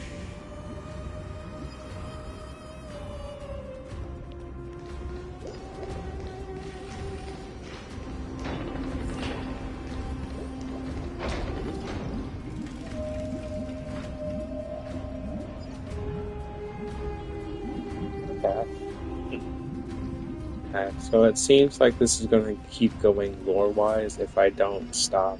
So we will continue here tomorrow morning, and so yeah, if you guys enjoyed the stream, be sure to leave a like and subscribe, and I will see you guys in the next one.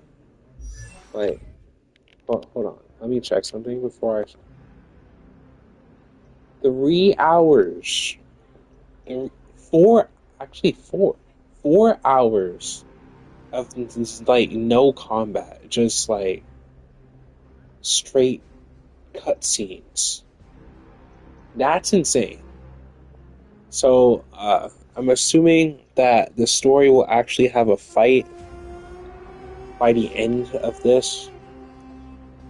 So,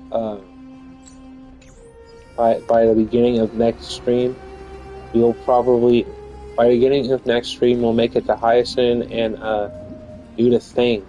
But for now, thank you for watching the stream, and I will see you guys in the next one.